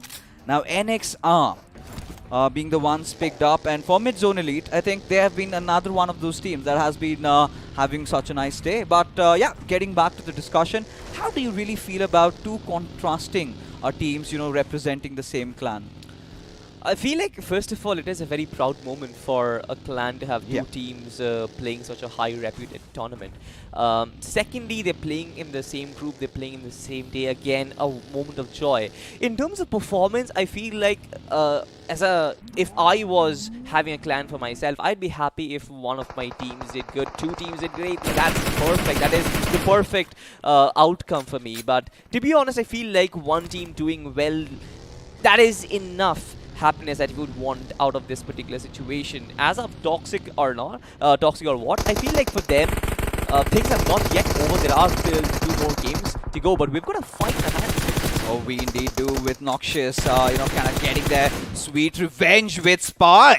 Really going big, getting not just 1 but 3 players all by his lonesome. And he's completely turned tables, I must say. And I guess Kalia Esports are going to be kicking themselves in their foot, considering how lousy of a throw that was. Now Team Noxious, they're going to be really happy. 1 for 3 trade is something that they are absolutely going to love and enjoy. Absolutely. No investment, but the returns?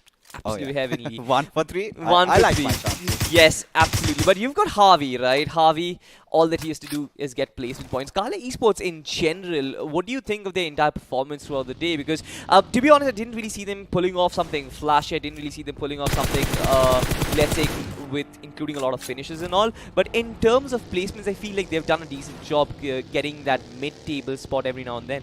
Oh yeah, I mean, right now, if you have to talk about Kalia Esports, I think the last good game I saw from their side was in the Miramar, and now they're just on the verge of getting exterminated, which indeed has happened.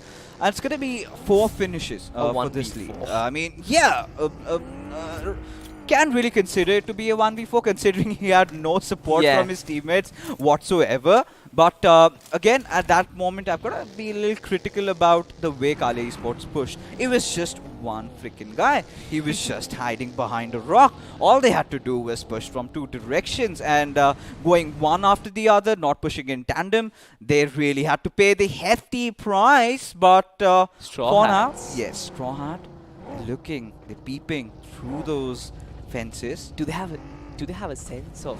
Yeah, yes, they do. They definitely do. They have sensed a presence in that compound, and they directly push towards it, pay the price. But Joy Boy once again getting that initial first blood in this fight itself. But Spy IGL is quite close to Joy Boy right now. This is going to be a duel. Very important one to be exact. Grenade launches in, and he gets blown to pieces, knocked down on his knees. Yeah, I mean, Zoro has to be that MVP. He almost Spy really clutched it out, you know, tried to take down his teammate. But for now, look at Joy Boy, barely has any HP left. But at the same time, I think Team Noxious are on the verge of also getting deleted from the server, because now Joshua has got to make a run for it. Not the right not the right vehicle though. A Fook around the off terrains. I do not like its chances. But yeah, this is where Noxious got really cocky, and they had to pay the price, right? There was no reason for them to try and pick a fight with a team that was really having a very good compound to hold off against. It was a fortress, well defended, well guarded. But this is what I was talking about, and I really like it. The circle kind of shifting towards the Los Leones area, which I believe towards the end we're yet to see another curveball. But for KO, making it down again around the edges, that's the right way to approach it. Absolutely. We've got the zone shrinking in 4 seconds. Now, Team Archer Esports, very low on the table so far. A team that I was looking forward to didn't. I feel like they kind of played out the entire day with fear. They never really had the confidence to go forward and take fights. Team Faith, on the other hand, look at Angur, right? I have a smirk on my face every single time I pronounce his name because this guy reminds me of Graves, just like you mentioned. Sprays not really connecting. IYD, they did find themselves escaping the situation, but they can't really drive off the entire terrain of Miramar for quite long, especially when they are in open field. I'm loving what Fate are doing right now. And again, we're going with Ankur being the MVP. He is feeling himself today. But the shots are not really connecting, but that's not their objective, right? What they want to do is fend off the opponents from their territory, right? They've marked it. They want to make sure that they hold on to it. And, you know, by far all the statistics we've had, we've seen the circle sort of shift towards that eastern side. That used to happen a year earlier. Nowadays, we're seeing that circle go a little down southwest. So I'm going to start wondering, but this is, again, so good for Faith, right? They can disengage from a fight very easily. They're away from the pack. They've got that higher ground. If the circle goes all the way towards the southern side, they can take that longer route and then get themselves inside the circle, which is not really the case with a lot of teams that are playing in the heart of Los Leones. Exactly. For me, I feel like it's a high risk, high reward situation where if the circle moves towards Los Leones, they would have to battle a lot of teams who are holding the edges. They can easily gatekeep them. So having that high ground, having that high territory and giving away your position so apparently might actually cost them, but it depends on what the circle moves like. So far, so forth. Straw Hats, they look comfortable, and most of the teams, they have their 4 men ready for the finale. So I'm really excited to find what sort of fights are going to come in. Just like you mentioned, there is going to be an urban warfare, and just waiting for it to commence. Yeah, I think at this point, you know, Salty, I'm going to look out for how many utilities these players have. You're going to need a lot of those smokes to sort of hinder the vision. You're going to need a lot of grenades to start the fights up. And as we're speaking, Eternals, they found an opening in Straw Hat. Lynx getting that knock. Now, Lynx has again been one of those players that has always been stepping up. Eternals, they've never shied away from a fight. And it seems like they want to go for it with Beast also trying to cross in with Cronus, trying to get an idea of where the compound is, as Beast is just going to charge in inside the rooms, checking them one after the other, finding the player knocked out. Will have no problems whatsoever to get the finish, as Straw Hat making sure they get their players back online, and Luffy is just that one player who's still battered in his knees. I'm pretty sure the revival is going to come up really soon. Something which I noticed right now is the Straw Hats. They've got Luffy, they've got Zoro. Yeah. All of these guys, they're anime characters. Like they're anime fans. Oh, they surely are. I mean, no doubts in that, you know, completely having a similar logo. But regardless, I mean, this is what we were talking about, Salty. And I do not, I mean, I do not like bragging about myself. But look at the Eastern Shift. So Team Faith, now they've got that best spot, but hold on. Now this is what I was talking about, the trouble ensuing now, since so many teams have got to get themselves outside. Now, considering the fact they've taken the center, it's going to be so difficult to come out alive. Exactly, and that is what the problem is right now. KO Retribution trying to capitalize on their open vehicles, but not a lot of shots connect. But one thing is for sure, with the use of vehicles, these guys, they will get themselves inside the circle, but will they find themselves adequate cover? Will they find themselves some safe spot to hide? I'm not really sure, because as you already know, Team Faith, Team Lars, they are already in the position of really capturing it. You've got Straw Hat, they've got backfires happening continuously, and that's very hard to battle. You've got someone firing you right from the top with proper reconnaissance, with complete vision, and then you have someone who is chasing you hot on your tails. Yeah, but for now, Straw Hats, like you said, I completely agree with you. They just played with fire, and now they're paying that hefty price, not being able to come outside of Los Leones. And this is where I really want to see what Zhongli have to offer. What are they going to pull out of that Pandora box? Because the first game, really aggressive. The second game, little bit on the defensive side. The third game, also had an amazing game, and they're still yet to open fire. Now, with Straw Hat in the midst with Team KO, it's going to be an interesting little fight, with Phoenix providing that cover fire from a different building, with Fraggy also taking that altitude. I think they're having their their corners covered. They're making sure that even if KO go in for the push, there's someone right on the back lines providing that support fire. Absolutely. You know what? I love topography in a battle, in an urban warfare. I love topography because it gives you a different dynamic to that fight. But to be honest, it kind of also weakens your frontal offense, which if you're trying to push in, you've got 2 or 3 men possibly. So that can be a case for them as well. But these guys who are out in the open might actually suffer a lot of fire as well. They've got some vehicles, they've got the ridges to actually provide some cover, but smokes aren't really going to be enough. I feel like if they want to hold on to this position for long, they have to be aggressive right from the get-go. You know, coming down to the first point, you've got to, as the old saying goes, you've got to risk it for the biscuit. But this is really good position that I really think had the circle been there. But this is again another of those radical shifts that goes a little bit towards that western side. Now this is where, teams like NX are going to find themselves really in a spot where they have to also get inside the circle, with a lot of teams keeping a keen watch on how their positioning is. It's going to be a tough entry inside the zone. Only time is going to give us our answers. But for Dying Pandas, again, the same old mistakes being repeated. Mid-zone elite, I love the rotations, just going around the edges. It's just where it comes down to luck. It does not favor you. It kind of shifts away. Absolutely. And in the process also, they are going to find some players and teams whom they have to fight. So those mid-rotation fights are going to be their biggest challenge. You've got Jungli versus IYD Retribution. Jungli trying to go for their first push. You can see Phoenix trying to scan the location, trying to scan the building, trying to understand at what floor or where exactly the players. Grenades being cooked. Phoenix, one landing very close to him, no real damage, but you can see the entire building is being blown apart to shreds. Oh yes, they are indeed. That is what their efforts are. Trying to just blow them up to smithereens, but Jungli this time making the right calls, first lob off those grenades, make sure you get that one knock, and when you get that opening, just go in and hammer down the nail to the very end. But for now, Jungli just playing around the peripheries. They're still sort of anticipating maybe another unorthodox shift, and that we're going to see. But right now they're going in really high on confidence as they managed to get a few players knocked out.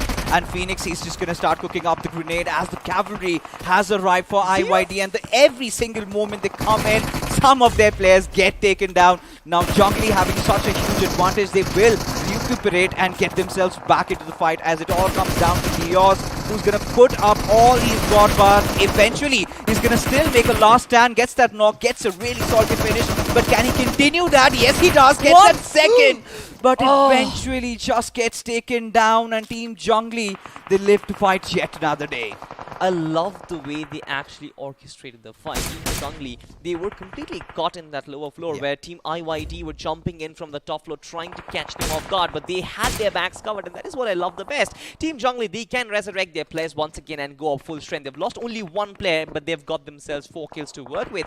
If not, I guess they've got 4. Yes, they've got 4 kills. So that is a very good trade-off to go inside the final fight. You've got mid-zone trying to capture Team NXR so far, even before one guy pushes in the guy from the backs. Oh, they're cunning. They are cunning, I must say. They've been making the right decisions. I love their IGLing, playing around the edges and being very opportunistic. That is what Mid-Zone Elite have been doing, right? Finding where the chaos is and then capitalizing, going in, getting the finishes. Now look at them. They might have gotten one of their players knocked out. Eventually, would be really tough to get that rest back up, but they're still sitting at 6 finishes and they're doing really great. Again, a little bit of a shift towards those open lands where, teams like Mid-Zone can really capitalize on if they can find the right ridge to play around with. But KO Retribution finally find themselves in the midst of yet another fight, off to a push as Ayash just charges in the Molotov, really doing the job. And the players of Team Last, I think Batman is the solo survivor right out there. We've got to see how long can he keep his team alive. That is what he's going to focus on, is his placement points. Yeah, absolutely. He doesn't really have any other option though. Can actually pull off a Jungli? No, not at all. He can't really go aggressive at this point. But mid-zone, just like you mentioned, after having so many opportunities at other opposition, they find themselves a little corner to find inside the circle. They have some sort of space to work with. Sprays come in as Fraggy OP completely explodes a vehicle, gets 2 knocks from the back of it. Device almost being knocked out. Robert being completely down and out. Burnix are caught in open ground.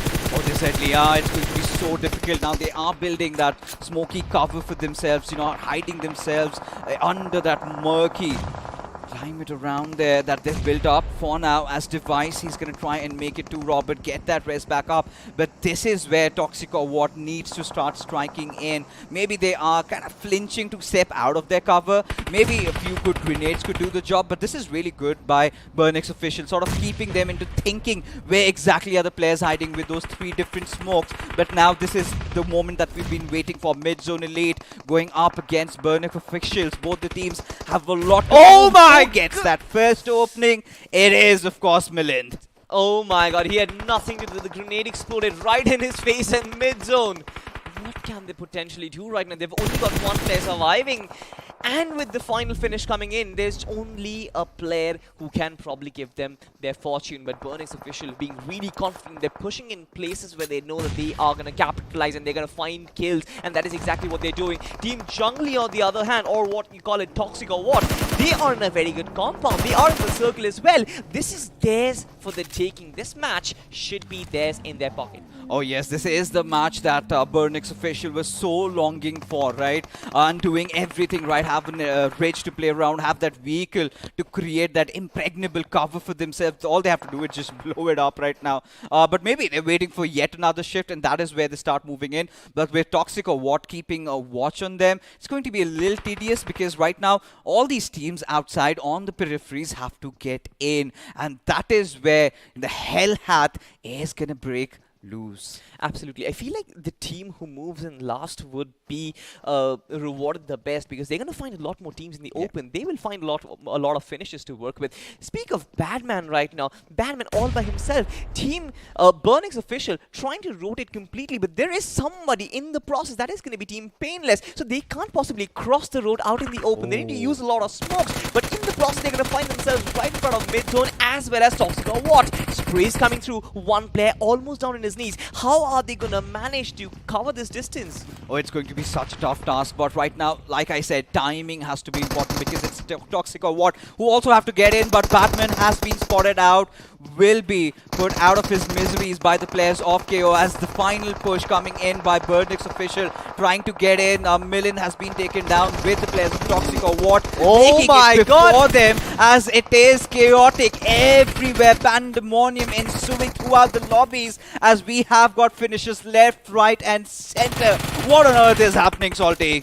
I have no clue whatsoever. 17, 16 players. Gaburochi finds kill for himself. But no way, mid-zone, they're still surviving with one player. Straw Hat surviving with one player. You've got Toxic or What surviving with 2 players. There's literally nobody who is healthy so far.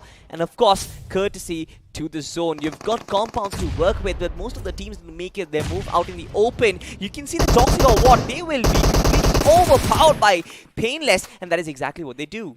Yeah, and right now, you know, with Toxic or What losing out on those numbers, Straw Hats also getting finished off by KO Retribution, who seem to be the favorites right now of getting this winner chicken dinner. But this one grenade from Aimgod could change everything for Burnix official as Tabahi on the verge of getting exterminated. Still somehow does a lot of damage and destruction right now. Getting really salty out there, getting those finishes done, but not a lot of meds to work around with. Absolutely not. 7 bandages. But he's got some sort of crates to loot in. Can he secure some? Yes, he does. He will heal himself up, get back up as well. But is he capable of taking the fight that calls for him? That is going to be the question. You've got Panicless who are starting to get themselves back into the game. Jungly once again looking for more and more kills as well as a chicken.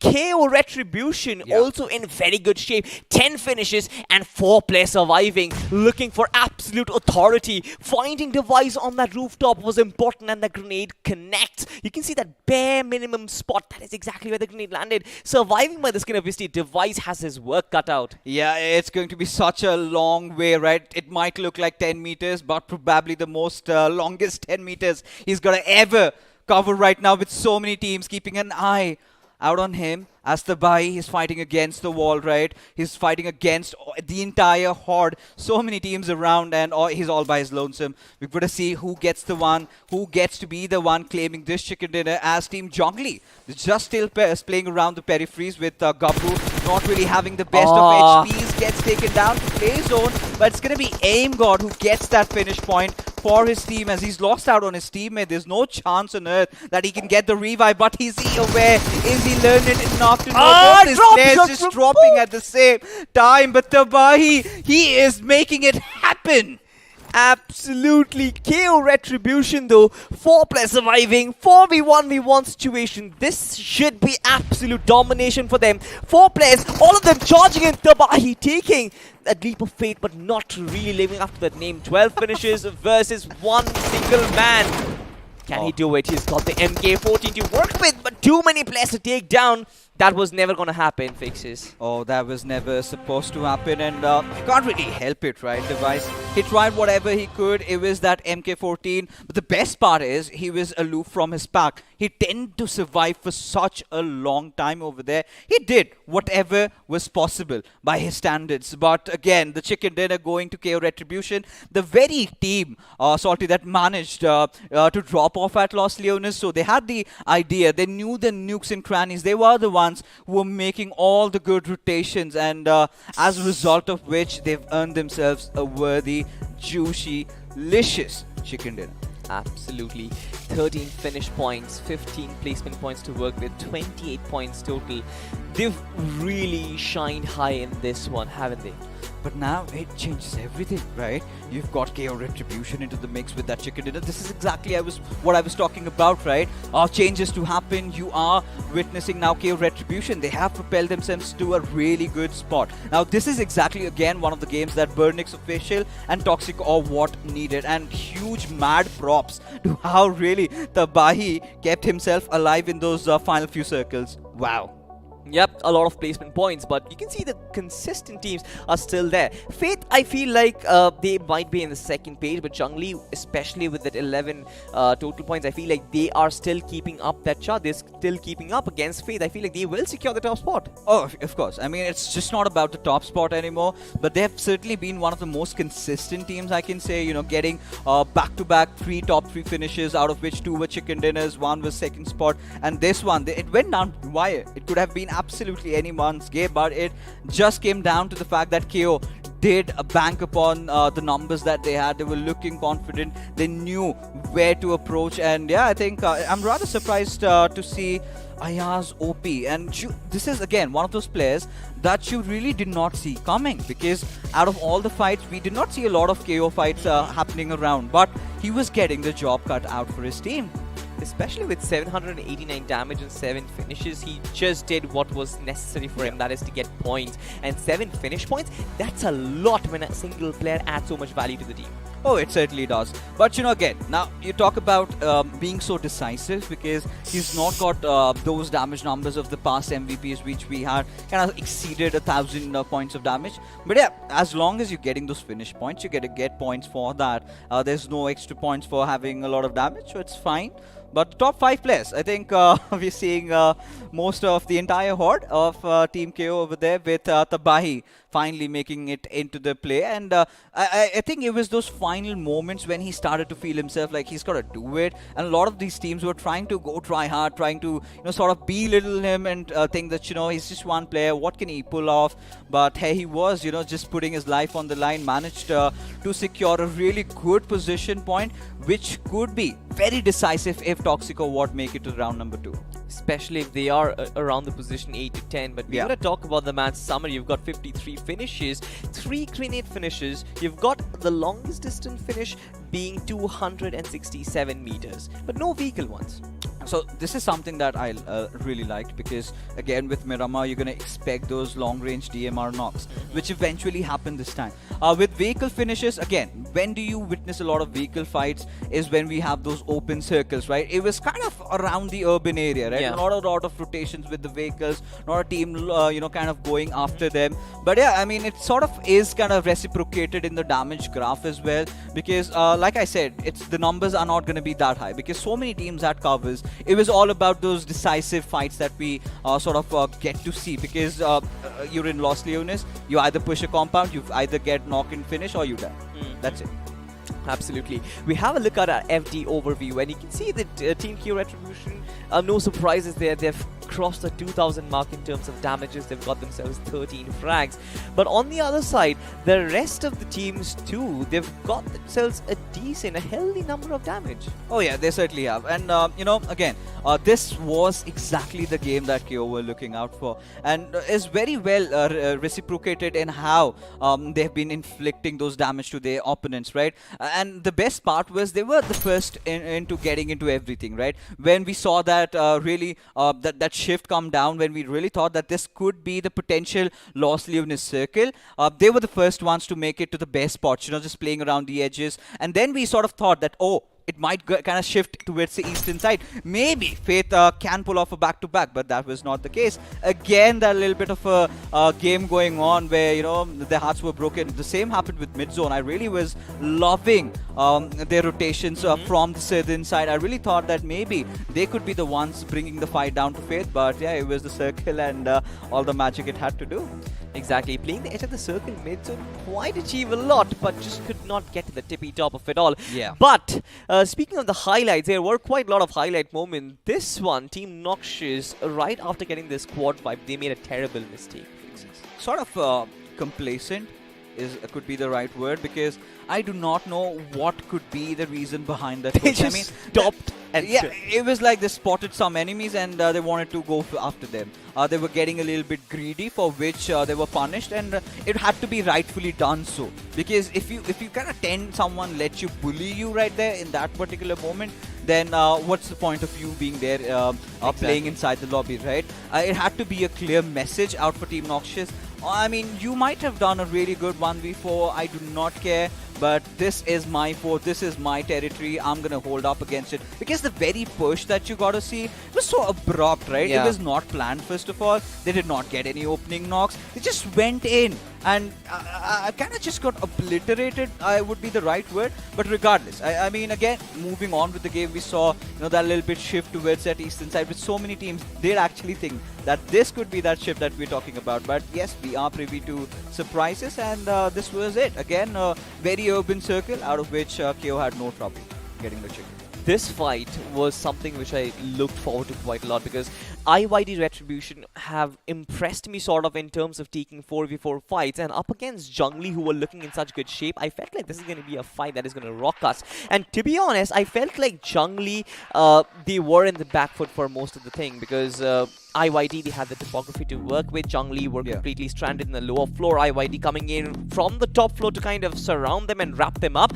It was good, but Jungli, they were just better in taking those gunfights. Team KO, they started their retribution in double quotes in the fag end of the game. You can see that they've just got 5 finishes right now. They move on to get a lot more in the final circle. So they know exactly when to press their foot on the gas, don't they? One thing, of course, I'm going to get back to IYD, but I'm going to start off with Jungli. I really love how they're living up to their name, right? They know the laws of the wild, pushing together as a pack of hyenas, really hungry, and they're just keeping everything to textbook, right? Do not create angles, do not create flanks, because do not have any idea as to where your guy out on a flank might get caught off. So they're sticking together, and that sort of a tactic is really working out. Now, coming down to IYD, they were very well scattered around. Yeah. Now, what they could have really done in that situation was use a lot of grenades, because you already know that your teammates inside that compound have been taken down, and it was a very small compound. Few grenades, a few molotovs would have easily flushed out the players of Jungli, and could have been a rather easier job for Idios to kind of get those finishes. But was sort of all by his lonesome and could do whatever he possibly can, and he did a decent job, I must say, getting that one greedy, salty finish. I liked it. True, absolutely true. Retribution, they were on a roll in the final circle, finishing off every single player there is. This was the final finish. Device not really surviving for long, and after that it was basically it for KO Retribution. But after this game kind of set the tone for KO Retribution. I feel like they will be somewhere inside the top 8, if not possibly in the top 10. Yeah, sets them up for the final game in Erangel, in their home turf, if that is for them, and they might actually get inside and maybe qualify for the next round. Well, I think we're going to get our answers in the final game today, ladies and gentlemen, of Group 5 over here. Yet to just begin. As for one last time, we're gonna take it up to the skies as Salty is gonna be ruling.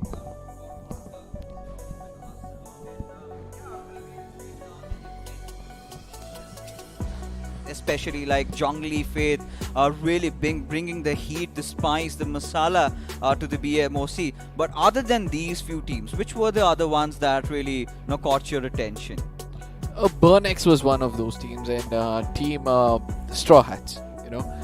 Team Straw Hats, I don't know what strategy are they actually planning at this point of time, because the first person to always get taken down is this one specific Zoro. Right. So Zoro is the first person who always gets taken down. Probably he's one person, if he survives and stays with Luffy, they can do wonders together. Not just in the anime, but I do believe in the game as well. So it's important for them to understand that, it's better for them to survive. And one other team which I really want to look at is gonna be the one who have named Legend in the name. I'm so sorry, I'm not getting the team name though, but even they were doing wonders. I was expecting them to perform much better. Yeah, I think there were a lot of names that we really thought could really step up into the fray, get their job cut out. But I think a few of the teams that haven't really been so poppin' has to be one of the Dying Pandas, right? Every single time they were just kind of waiting to get wiped off from planet Earth, and that is what was happening every single time without any finishes. Do you think they were lacking that confidence getting into the round one, or is it just the nerves taking over? Yeah, I just asked you a question, right? Is it important for you to get into the fights earlier, or is it important for you to stay back and come in the final circle? I think they're not warmed enough, warm their fingers enough that when they come in front of an enemy, or probably they're not okay with the pressure which comes up in the final circle. Probably they want to get into an early skirmish and then fall back to play for the zone. Probably then they might understand how to take a close range battle. What I've been figuring out from what I've seen from their side so far, they've always been trying to play the circle, wait for the fights to happen. Exactly. They've been more of the opportunistic bunch, right? Wanting to capitalize on maybe a few knocked players here and there. But when it comes down to bringing the heat right at the face of your enemies, that is the kind of an X factor that they've been lacking, right? Very reluctant to engage themselves into battle, and that sort of has been their downfall. But hey, absolutely, anything could possibly change. What if the Pandas get a 20 finishes chicken dinner? I would like to see something like that. Right? Yeah.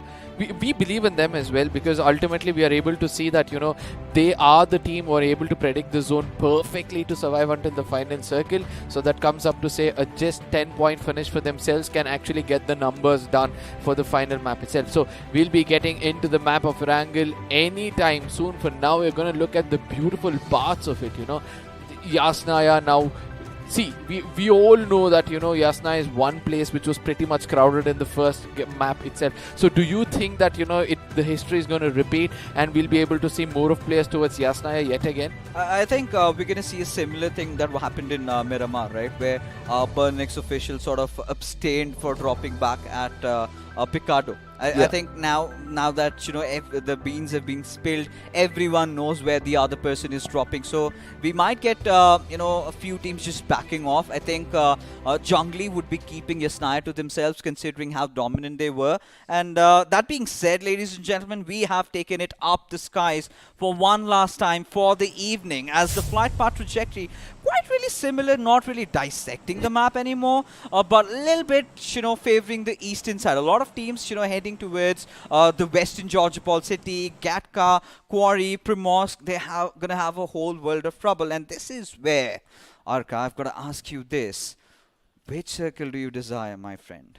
I desire the military base circle this time, because I know most of these players would not be prepared for a military base circle apart from a team or two. So I would want to see a military base circle so that everybody challenge one another, not only through the landways but also through the waterways, to attain that winner chicken dinner for themselves. But for now, we're able to, the Junglis are thinking again Hatke, and they're going towards Kameshki at this point of time. And let's see that they'll be able to bring in some retribution or revenge against whoever has taken them down in the map of Sanhok, because in the map of Sanhok they couldn't find that equation. Let's see whether they'll be able to bounce back in this map. You know, for Toxico War, it was such an important game of Miramar, right, where they had to secure that important position in those finish points. Now with the final game heading to Kameshki, I'm not going to question them. I'm not going to question them. Why would you go to Kameshki where you're not going to have the loot you wanted? And seems like Arca has been offering a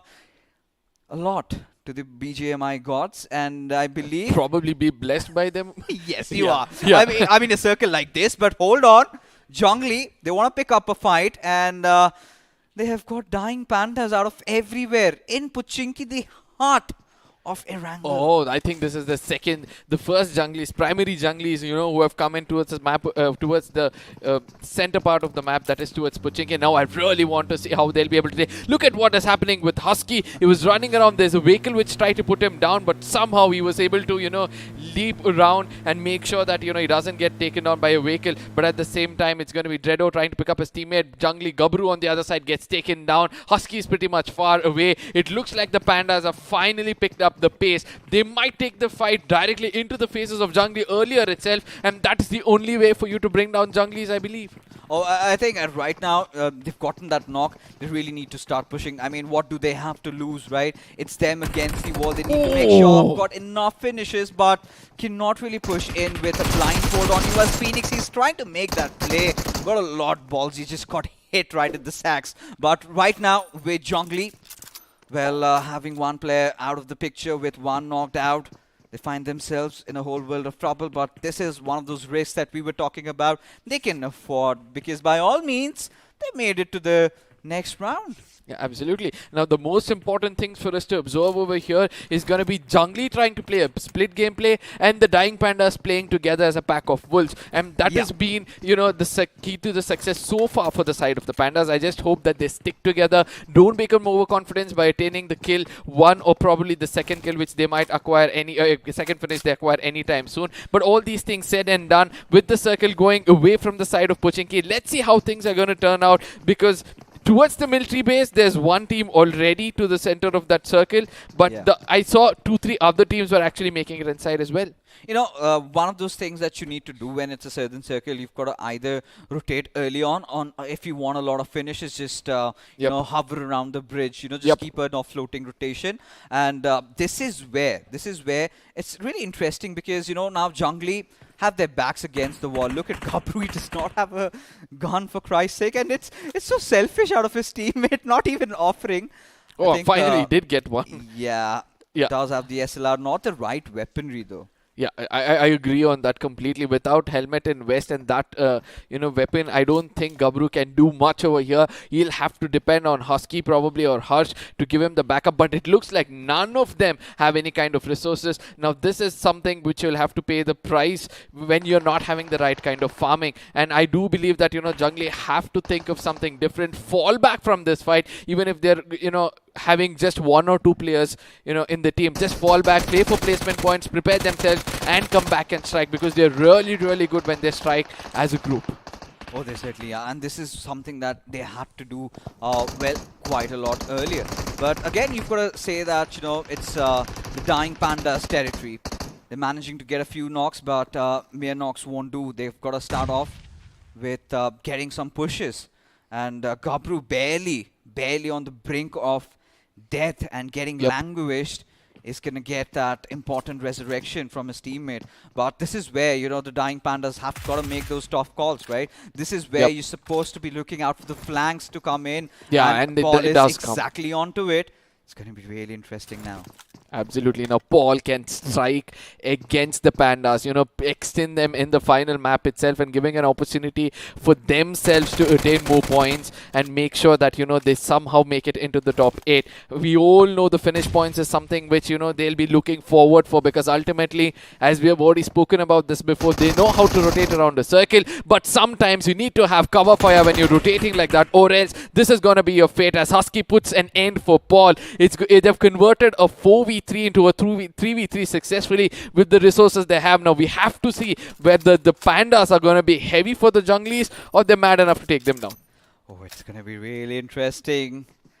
the wild animals with a tamed one at that, as I really was expecting some sort of a cover fire being provided by Danny, but Dying Pandas, again, now they've got down to a stalemate sort of a situation with not a lot of things happening, but sure, some Mad Max Road Fury out here for us as Nixonity Reborn. Now, again, how do you feel about this team, Arka? Considering, I really felt that they've been particularly invisible for me. I mean, with sort of similar tags, I think Noxious has been making a lot of noise. Yeah, absolutely. Talk about them. Yeah, talk about them. Think about the Ghost, and it appears at this point of time, Last is trying to push in against them with the man disadvantage. Saga from far away has got a very good off angle where he can strike against the team of Team NX at this point of time. I don't know whether that's going to happen. Batman on the other side is also cooking up a very, very good grenade. In case that connects, it's going to be good. Certainly was almost getting taken down from that off angle player, but ultimately gets into the cover at the right time. Now, the location has been absolutely revealed. Now, Last is going to eventually push in and take advantage of all these things, as it's going to be Legend on the other side trying to hold back as many players as possible, convert those knocks to finishes, and let's see what's going to happen for the side of Last from here on. Oh yeah, I mean, Last, well, for what they came in here for, all they was a heavy battering, where I really felt, the spot that Saga was holding on to. I like this. We all love that. He was just running out of ammunition in his humble defense. And yeah, you've got to establish yourself, send your opponents a message to think twice or maybe thrice before committing for a push. But Zhongli, now they're the ones being the aggressors over here, with Gopro paying a hefty price, not getting that cover fire. Finally receives that with Husky making it into the fray, spotting out. Said Noob. Wow, the range on that Vector. Exactly. Unbelievable. And I just loved the way Husky did it. He took down this player exactly through the small windows which is going to be present on his right, and eventually he knew that, it was easy for him to take down another player. One small confidence boost is more than enough for the side of Junglees to actually come back into this fight. This is what I was speaking about. Now the last man standing for the side of Pandas is going to be Denny. He has a lot of job to do. Is the last ray of hope. Husky is trying to push in. Somewhere I felt that, he had his crosses set to the horizon, but he couldn't connect it properly. It all came down to, Husky's first shot hitting. Now that becomes so important when you're using that AKM, or discussion we did have for the show begun, as now Faith have taken it over the hills. Really good spot now. They've sent out one of their players to get that flank, get their sides covered. But he's got to make sure that he's not facing towards that bridge area. Otherwise, it might spell trouble. But regardless, Faith, high on confidence. They know that they've accrued enough points to get those finishes out there, as Lynx gets that important knock on Sandy Jord. But a little bit of a Carmageddon is what we get to see as he shifts to the other side, and that's one for the Instagram reels, I believe. Yeah, absolutely. But at the same time, the kind of gameplay the players are able to achieve by watching their idols, or by experimenting, it's all visible over here. Change of seat in the right moment, and then taking down a player. That that's important for you to learn as you progress in this game. Yeah, picking a page from their idols. We've seen in the upper echelon, in the tier 1 lobbies, a lot of the teams doing that, and they've done their homework. They wanted to practice it out, and it's so difficult to really pull off in the heat of the situation. But as we can see, the circle kind of going down south, because of course we knew it's going to be a certain circle. A lot of teams are sort of congregating around the centers. Of course, with Team Fate having a really good high ground to themselves. But I'm starting to get a little worried about the spread that they have, because either ways, if they get spotted out and get picked up one by one, that is going to be a little disappointing. But like I said, Faith, they have no regrets, right? They have no regrets at all. They have, gotten enough points to qualify. As yet another replay comes in, as Millen gets one player right from the back lines while he was traversing around with the buggy. Harshit, however, will have no trouble getting the rest back on. Now look at this. Last level officials and Team Dying Pandas are the two teams already eliminated, and they have not done much of hard work today to retain the top 8 spots which they were looking out for. But at the same time, Archery Sports, this is the last chance for them to actually, put something on the board, because these are all the teams which couldn't do much in the first 4 games. This is the final chance for them. Archer, Toxic. I mean, there's a lot more other teams which we would like to specify, but as of now, Faith, the way they're circling around, this kind of confidence can only come in if you've done the heavy lifting in the first few matches. Yes. And, they've done that job, and for now it's all about just having fun. They're treating it as another classic game, and a classic game that you would want to win. Now, they've already gotten a chicken dinner in Sanhok, might as well establish their supremacy in Erangel again. But Panicless, now this is again one of the teams that we did not get to talk about a lot, but I think they've also been playing really decent. They've been playing under the radar. They're getting the job done, and as long as they qualify into the next round, I think I have no complaints. If the qualification criteria was on damage, they would be the team on the top, because in the map of Miramar, Erangel, Sanhok, no matter where it is, it was more than 1,000 damage which they have dealt against the teams. So I do believe that it's just that they're not able to convert, probably a man standing down to his knees, or probably convert that knocks to finishes, and that's why they have so much of damage. But let's see how well they can perform over here. They've got a very good opportunity. Now, I love the way the teams is going to get late into the circle through the waterways, because most of the teams have prioritized zone and made it already into the other island, whereas I'm waiting to see what's going to happen with the circle, and there it is. The circle has different stories to say. It has just shifted back to the main island, and now we have to see how many of them will be choosing to go back with the mainlands or in the waterways. Oh. Roadways or the waterways. I mean, I'm going to take a little bit of a pause right now. Let that sink in, because this, ladies and gentlemen, is Battleground Mobile India at its very best. Expect the unexpected, and we've got to rise above everything. Now, this has made the job for teams like Jungly so much easier. Now, all they've got to do is just leave for Chinky, take over the hills. I think now the 12-pack compounds are going to be one hotly contested compound, as well, the Eternals are going after Faith, and this is what I was being concerned about. The grenade coming in, Angur falling down, but Eternals getting one more knock in the form of Sandy, and they're going to start wiping out. And this is where Lynx was a little bit complacent, gets taken down. Yeah, see, the number of teams alive and the circle is shrinking in. You need to watch your backs. You just can't come out of a hard compound and, demand nobody to take you down. So, and that's the basic mistakes, most of these teams are doing. Faith on the other side, they still have 69 alive. One of those players who's been performing really, really well throughout the day. I love the way he's able to secure finishes as well. The right kind of backup given by him. They want to pick up Sandy at any given point of time, but eventually he gets taken down, all thanks to PLX, far away from the bridges. They're still doing the damage no matter what distance it is. Oh yeah, but right now, they've got to make those quick decisions, and this is what I was loving about Panicless, as they managed to get yet another grenade knock, head inside the kitchen, but it is the teammate.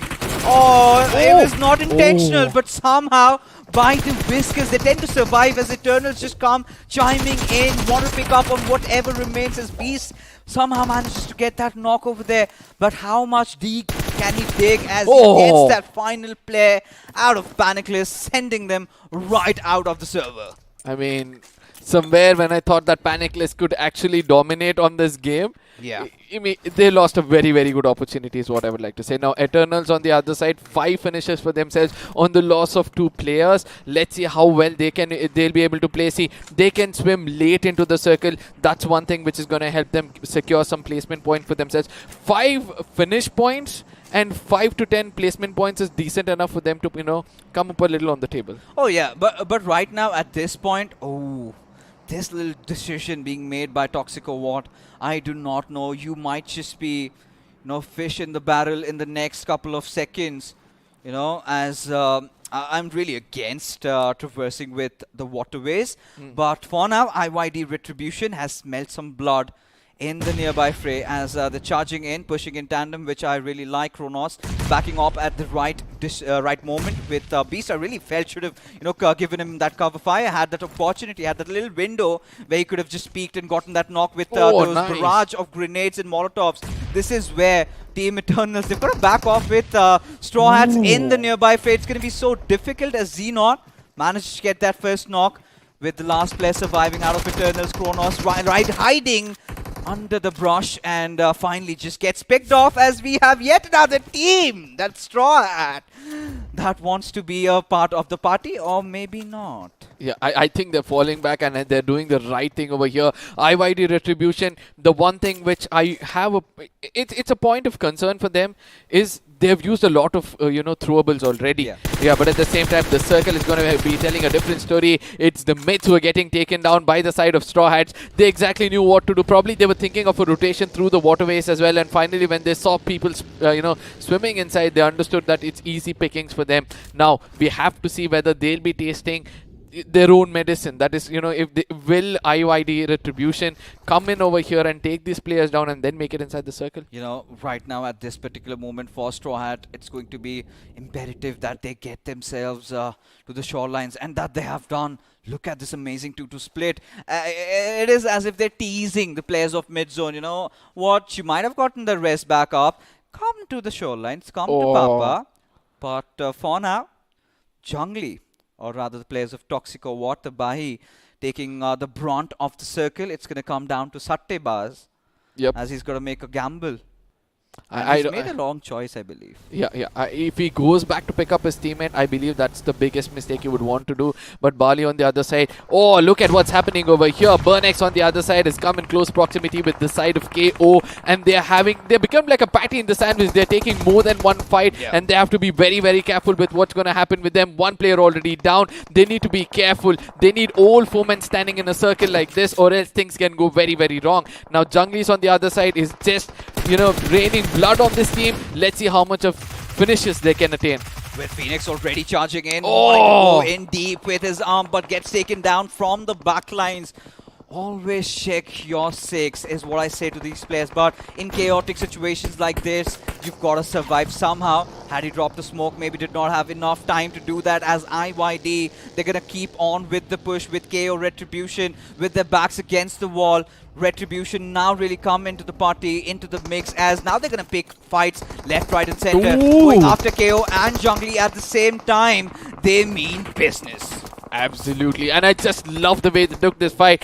They knew that these two teams are actually vulnerable. They watched it, and when the time was right, that is when they struck. So, as I keep saying, strike the iron when it's hot rather than, trying to do all the hard work. But at the same time, I want to see what Toxic or what will be able to perform over here. They have a long way into the circle. They already lost a player while, they were trying to swim across. So let's see how that is going to turn out. But IYD Distribution with 7 finishes already in the name and the 8th one coming already. Let's see how much more can they pick up. The 22 pointers which we were looking out being taken by the side of team Dying Panda or somebody, it looks like Retributions are doing it. Oh yeah, IYD Retribution could certainly, put up a surprise for us, because they weren't really having a good game throughout the day, but this could all end with a chicken dinner and with a lot of finishes, as the visitor has been taken by the players of Kalia Esports, as the players of Noxious hold on to the compounds opposite to it, as the hills. Well, it's a really good spread, and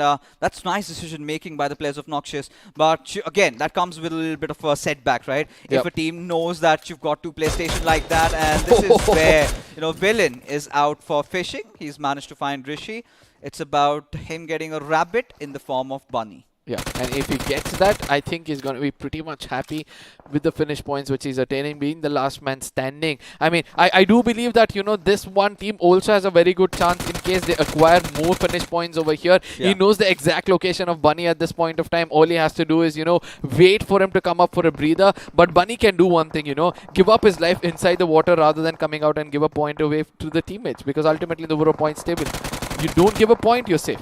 But then again, at this particular moment, he would want to accrue as many points as he can. The placement, but seems like it's not going to happen either ways, because it was, they've been eliminated at the 8th spot. You're just going to get 1 position point, and that is something that they did not want, as Harvey has certainly revealed his location.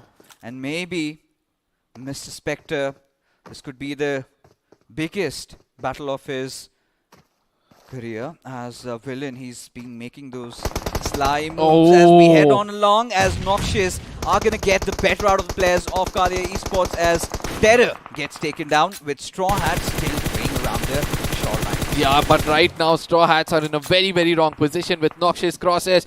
Every player of Noxious Crosshairs will eventually turn towards the side of Straw Hat, and pretty much in that open space, all they can do is get on their knees or probably get eliminated. But let's see how well they can come out of this. They'll have some smokes, obviously. They can use it, try to get into cover. But ultimately, if they do put up some smokes, that's going to eventually reveal their location to Noxious. It certainly will. At this point, it's about them battling it against time. They've got a little bit of riches to play around with, not a lot though.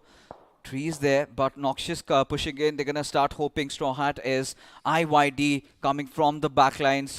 Could sandwich Noxious. But it's going to be Joshua who's got to do all that spotting as Harvey's finally made it up top. Congratulations. And but eventually falls out to the play zone. Yeah, exactly. So the Straw Hats on the other side is just waiting. This patience could be the key for them, because right now IYD can come in a blessing in disguise for them, because eventually they do understand that IYD is one team which is looking very, very strong.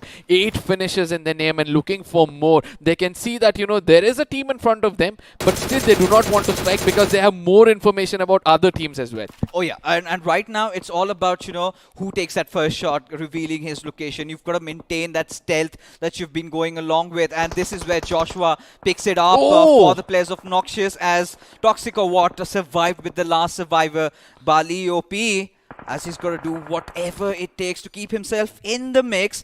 And it's all going to come down to the trigger discipline, right? He hasn't taken a shot yet, but he's going to move 84 meters. And this is where he's going to start making all those nasty moves with Joy Boy completely oblivious that nade coming in. Has a slight idea right now. Luffy, I believe, has seen the projectile. And at any certain moment, he is going to strike, which he did.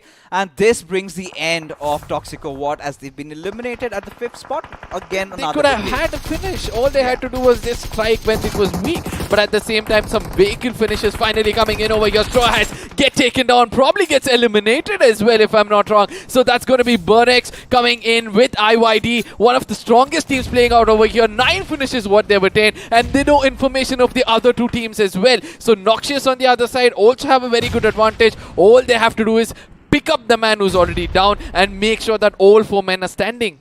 Yeah, Burnex being really patient, and finally, when their time arises, they really want to bring the show on. 7 finishes already, and with against a team like IYD, the top 3 teams, look at the number of finishes. I see the half of the entire lobby sort of getting wiped out over here.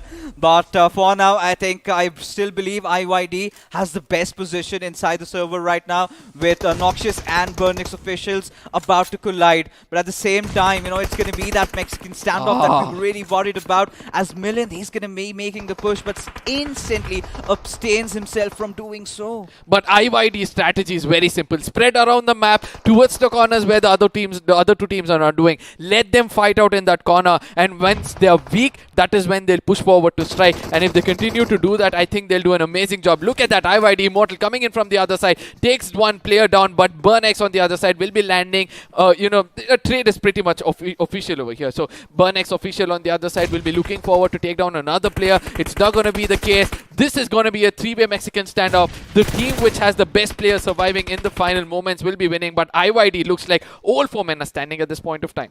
Oh yeah, and they've got such good control, right? The favorites to win this chicken dinner, but we have been privy to surprises over here all along, as Millen, he's dropped that smoke maybe for himself. Yes, indeed, just to make sure. Oh, nice. Could keep Robert alive, but was not the case whatsoever. This was the point where Device should have really peeked out and taken that trade in the form of Dios. But now, look at the shift, again favoring the players of IYD, as Burnex officials will have to step out of their burrow. And this is where Millen gets taken down, as Immortal will be cooking up that 1 more grenade, going after Device, would want to annihilate the squad of Burnex official for the very good. Yeah, it looks like Device might get eliminated with the next molly or the grenade. It looks like that molly can actually cook him up. Oh, the corners, the pixels were visible and IYD was able to dominate over there. Now, we have to see whether IYD is actually prepared for the next 4-man squad pushing in. It looks like, Zero is actually ready for it. Probably puts down one player or two. He puts down more than a player at this point of time. Legend is in the crosshairs of Immortal. He also gets taken down. The last man standing for the side of Team NX is over there and finally gets taken down. And that's a very beautiful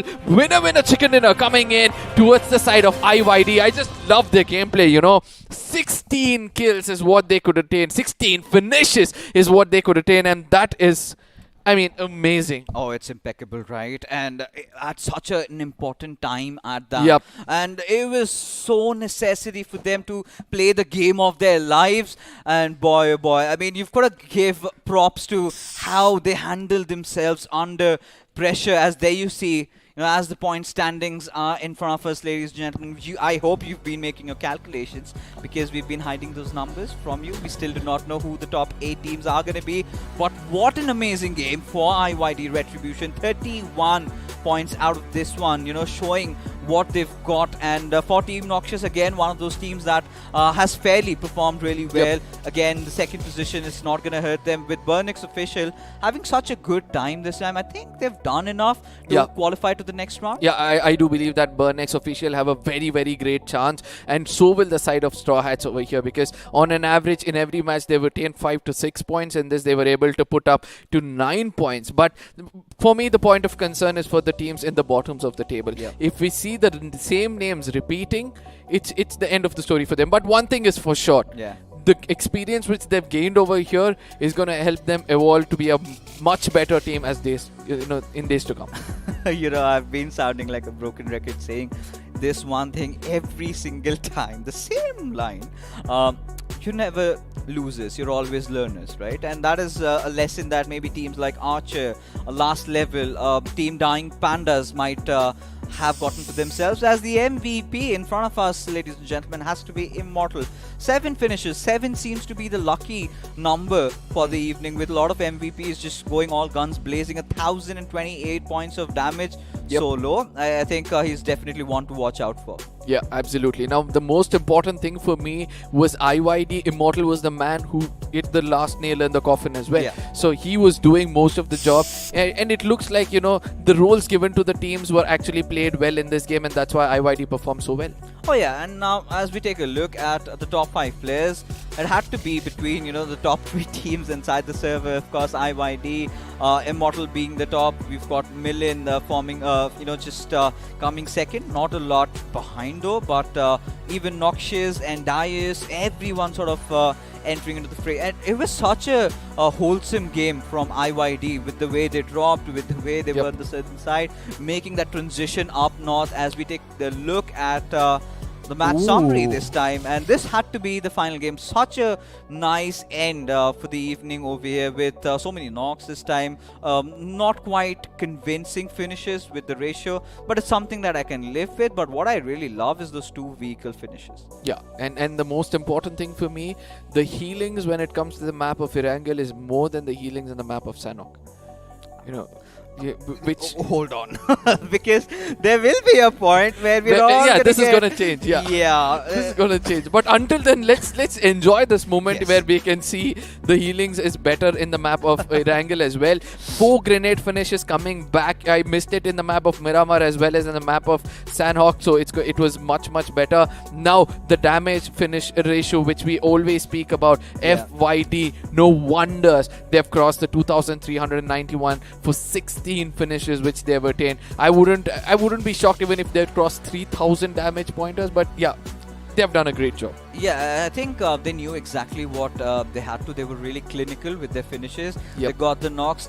Majority of the fights, if you talk about IYD, well, you've got to say this one thing. They were picking a lot of compounds fights. They were capitalizing a lot of bruised soldiers out there, just fallen, battered, and them going in. They were the ones who grabbed that opportunity, like I said, and it really paid off, right? They were not one of those teams, that used to stay on the back lines watching out, right? They were the ones who were getting getting themselves into the midst of the battle. Around the mid-range agree. is where they started off, but eventually it was always those close counter encounters. And yeah, I mean, we've got to savor while it lasts. The Sanhok healing meta hasn't still come into play yet. Teams are still battling it out. Yeah. But maybe by the end, once we reach, let's say, to the third or the fourth round, that is when we're going to get a little annoyed. Yeah.